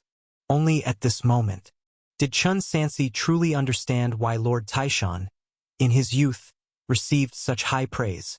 In terms of sword intent, young Lord Taishan was absolutely unparalleled. Fortunately, it's not late-stage nascent soul. Ultimately, it was a replica of the Eternal Book, creating a mirage phantom with an ability level not in the late-stage nascent soul but rather middle-stage nascent soul. Yet even so, faced with such a large number attacking him, Chun Sansi found himself overwhelmed. On the other side, Nightin Mage originally had a flower basket strapped at her waist that floated up.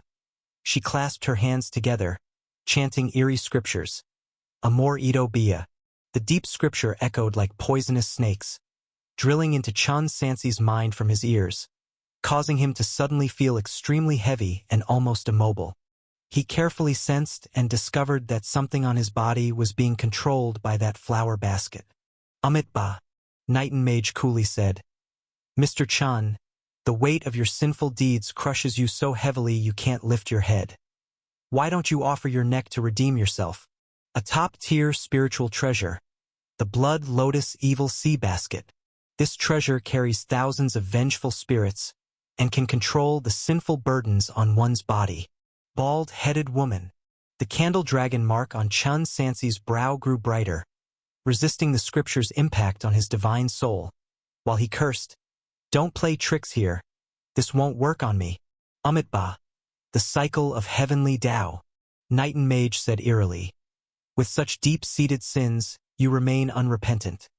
As the saying goes, grievances have heads and debts have owners. So let those innocents you killed come out to demand justice from you.